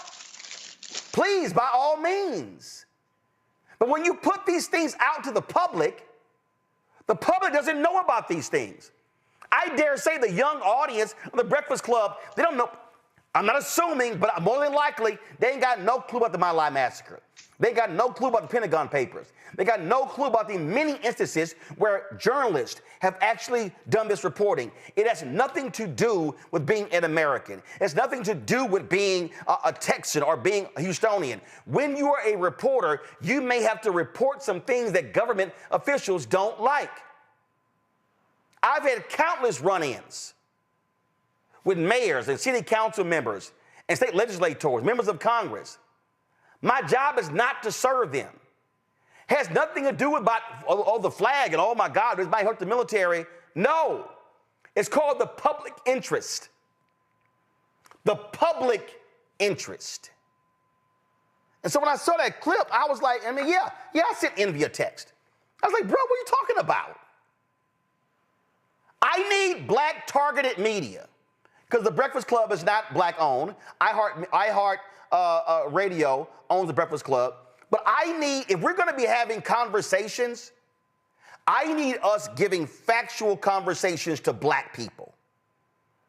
And the role of journalists, it's not about waving the flag. Why was Phil Donahue's show on MSNBC canceled during the Iraq War? Because of, oh, no, we got to be waving the flag. We now know, because of some journalists with Knight Ridder who were doing the work, and they exposed what was happening in this country. They exposed the truth about the war in Iraq. They exposed the truth about weapons of mass destructions. They exposed that. So what do we say? They should have been doing their job? When the numerous journalists were reporting, what happened when journalists got pimped? Judith Miller, New York Times,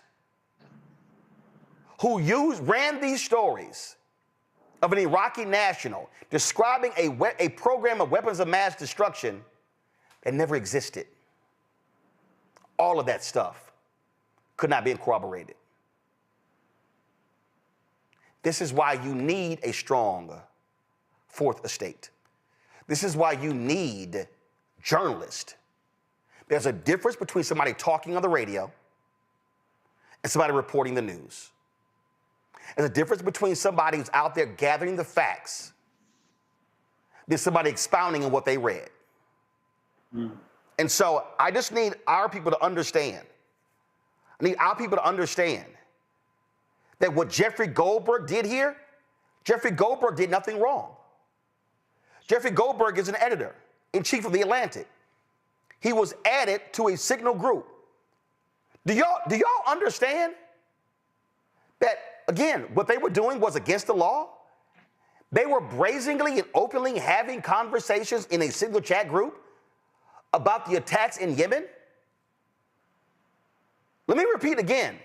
Pull a graphic up. I need to show y'all who was on there.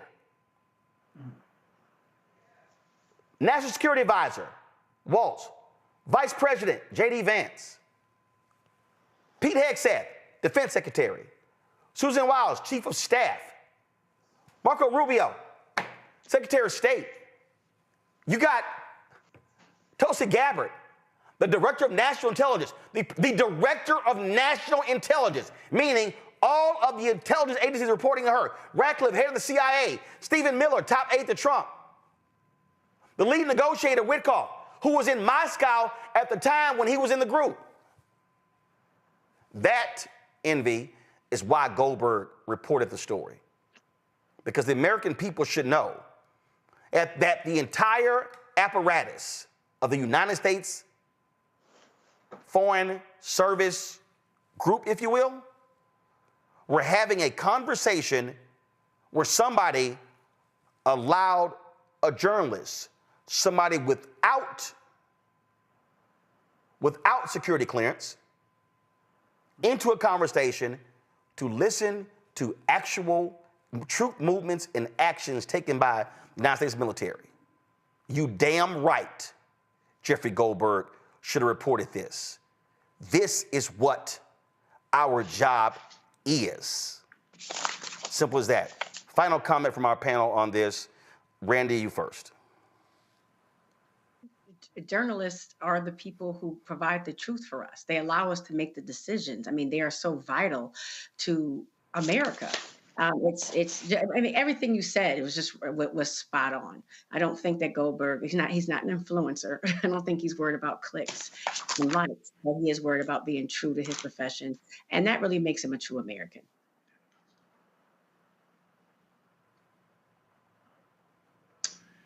He did not believe what he was seeing, and he was very, very reserved about it. Ultimately, he didn't post the operational details, so everything that Envy seems to be worried about, he did not post on. He did not reveal those things, even though he was privy to them. And the other part is, at the end of the day, this is news. Something being done that's against national security interests and possibly breaking the law. That is the definition, the quintessential definition of news. But it's not news that these guys are incompetent, that the intelligence community, people that are leading it, is not necessarily so intelligent. And so the idea that this is one of the reasons and one of the ways in which they're not so intelligent and don't have it together is absolutely news. But the cat's already out of the bag. And Envy, that is not this particular person's fault. Mustafa. The role of journalism is to place a spotlight on the truth, even when truth is inconvenient, dangerous, or denied.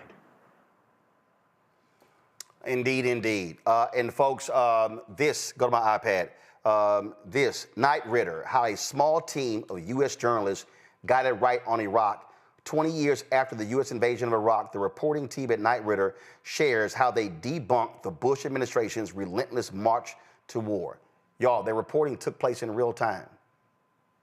If people had listened to these reporters at Knight Ridder, we would not have entered that war, and you would not have had thousands of people die unnecessarily, because the war was not about WMDs. It was about oil. Simple as that. Joe, Randy, Mustafa, I appreciate y'all being on today's show. Thank you so very much. Folks, we appreciate all of you for watching the show. If you're on YouTube, hit that like button. If you're not hitting the like button, please, let's make that happen.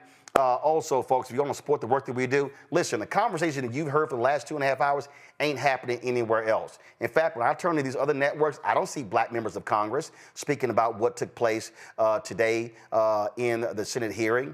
And so this is why it's important for you to support this show, support this network, the new shows that we've launched, the shows that we have, the new shows that we're working on launching right now. And so, again, the goal is to get 20,000 of our fans contributing on average $50 each a year. That's $1 million that'll be raised. That's $4.19 a month, 13 cents a day. And so, listen, we got plans to add a couple of new shows, health show, business show. We're looking at adding more content as well. This is about us having a real black-owned media company that's not about gossip. We're not dealing with all kind of other BS. We are focused on news and information. And so you want to contribute via Cash App. This is the Stripe QR code to use right here. Click the Cash App button to continue to contribute. You can also use the Stripe QR code to use for credit cards. Check and money orders, P.O. Box 57196, Washington, D.C., 20037-0196. PayPal is R. Martin Unfiltered. Folks, and also when y'all do PayPal, it says New Vision Media, that's the parent company. Don't freak out. That is, of course, that's us. Venmo is RM Unfiltered. Zelle, Roland at RolandSMartin.com, Roland at RolandMartinUnfiltered.com. Be sure to download the Black Star Network app, Apple phone, Android phone, Apple TV, Android TV, Roku, Amazon Fire TV, Xbox One, Samsung Smart TV. Be sure to download, first of all, get our gear, get our merchandise. Of course, the shirt I'm wearing, hashtag We Tried to Tell You, FAFO 2025, or the other shirt, Don't Blame Me, I Voted for the Black Woman. Get the merchandise from RolandMartin.creator-spring.com. The QR code is there as well. Or go to BlackStarNetwork.com for the shirts, hoodies, crew necks, wall art, mugs, and more. It can all be there. You can also, folks, go to want you to get my book, White Fear, How the Browning of America is Making White Folks Lose Their Minds, available at bookstores nationwide. When you get a copy of this book, you also, of course, you can get the audio version I read on Audible, and so get that as well. And don't forget, download the app Fanbase. We want to build that up, and we want to hit another 1 million users, subscribers to that. And if you want to invest in Fanbase, go to startengine.com/Fanbase. Folks, that's it. I will see y'all tomorrow right here. Roland Martin Unfiltered on the Black Star Network, where we keep it real, keep it raw, keep it unfiltered. Most importantly, we keep it black. Holla! Black Star Network is here. Oh, no punch! I'm real revolutionary right now. Thank you for being the voice of Black America. All momentum we have now, we have to keep this going. The video looks phenomenal. See, there's a difference between Black Star Network and black-owned media and something like CNN. You can't be black-owned media and be scared. It's time to be smart. Bring your eyeballs home. You dig?